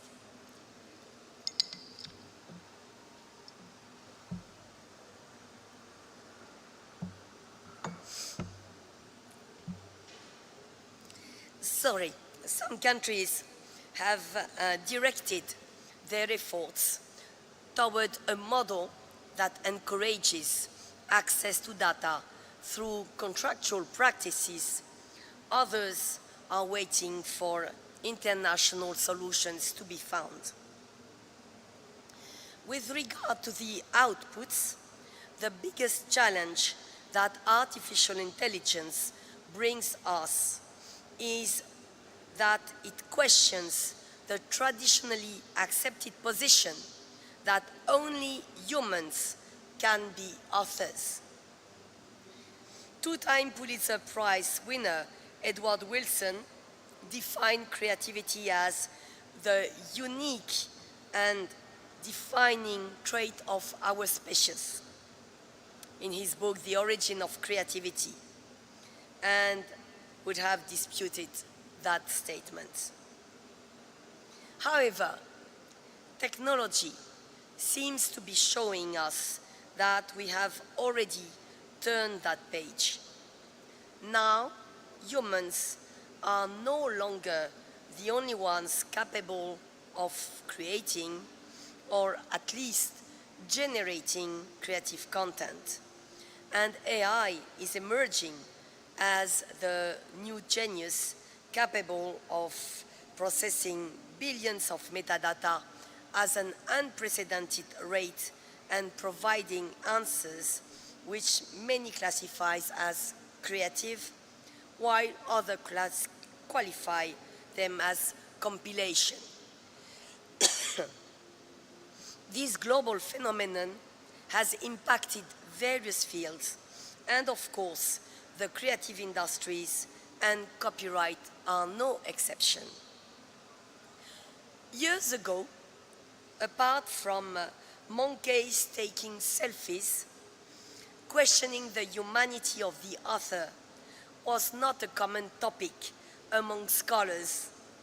But now it seems that the topic everyone is talking about. While creative expressions were traditionally reserved space for humans, now we see how apps can create images, songs, and videos with just one word, and we wonder who is bringing the creative input on the table. The challenge which AI brings is its incredible potential to generate content that is often difficult to differentiate from the work of humans. While historical revolutionary advancement in technology have changed production and distribution, none has questioned the creation itself. And now we have to respond to this challenge without questioning the very basic incentives for human creation. Copyright regimes around the world are far from being very uniform on how to address AI-generated content, or even whether or not such issues should be addressed by law or industry self-regulation. Often, the key attention has focused on the extent to which AI is contributing to shaping the final product and deciding who is the author and rightful owner of a copyright work. Some countries expressly regulate and protect computer-generated works without a human author. Practices vary widely around the globe. In this condition, finding the best way to address the effects of AI on copyright is really not an easy task. Not only because it brings challenges to the existing systems, but also because it involves finding the right balance between the creative industries, technological development, and consumers' interest.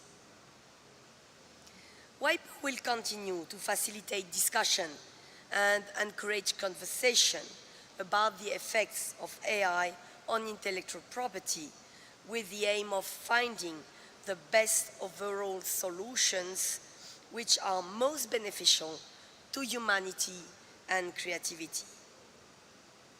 At the most recent session of the normative committee that I have the responsibility of, the Standing Committee on Copyright in WIPO, Copyright and Related Rights, 4,000 participants had an in-depth discussion on the practical impact of the use of AI in content creation and on the enabling factors for sustainable and beneficial use of AI for all stakeholders. I encourage you to go to the WIPO site and you will find some elements of this event that we have held.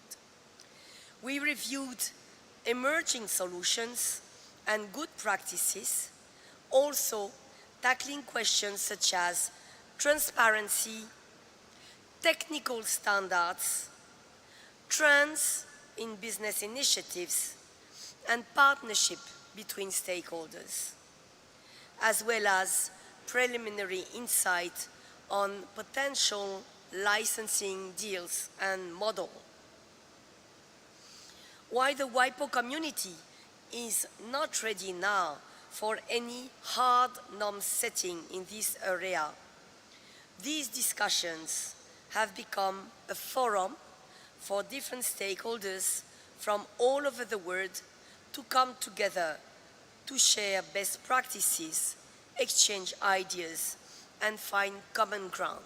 And in our next session of the SCCR, this normative committee, which will happen in spring, in April, we will have a second big forum on AI, which will deal with all the regulatory aspects. So we are entering slowly in the forest of very, very hard issues. As you see, it's an ongoing process where we are now, and the debate is far from closed. So all your feedback, all your experiences, all your ideas on the issue are of interest for us. Please try to bring them through your representative, official representatives, or even through your own initiative to us. Let's embark, in other words, let's embark together on this journey, which is a fascinating journey, but as you have understood, I hope, a very complex one. But we are not afraid by complexity. We are here all together to find solutions, good solutions for the benefit of all, the creators first, the users and the end users, and the companies which are as well users of the content, and as well the technological companies. And this is a very holistic approach that we need to have in order to have a balanced solution, but very secure solution. So I'm sorry, I have no magic solution to bring you today. I hope we can come in a very short term with solutions, but what I would encourage you to do, and I see a lot of students in this afternoon, what I would encourage you is to work hard on this topic and to be conscious that you have not to sacrifice the copyright and the creator's work just for the sake of developing this technology. AI has to benefit everything. AI could benefit a lot the creation, but just under the condition that we don't forget that copyright, which has been created some centuries ago, is still the backbone of all these creative industries, all this creative economy. So don't forget it when you work on AI, and I hope we can hear very soon from good ideas, good initiatives coming from Uzbekistan. I thank you all.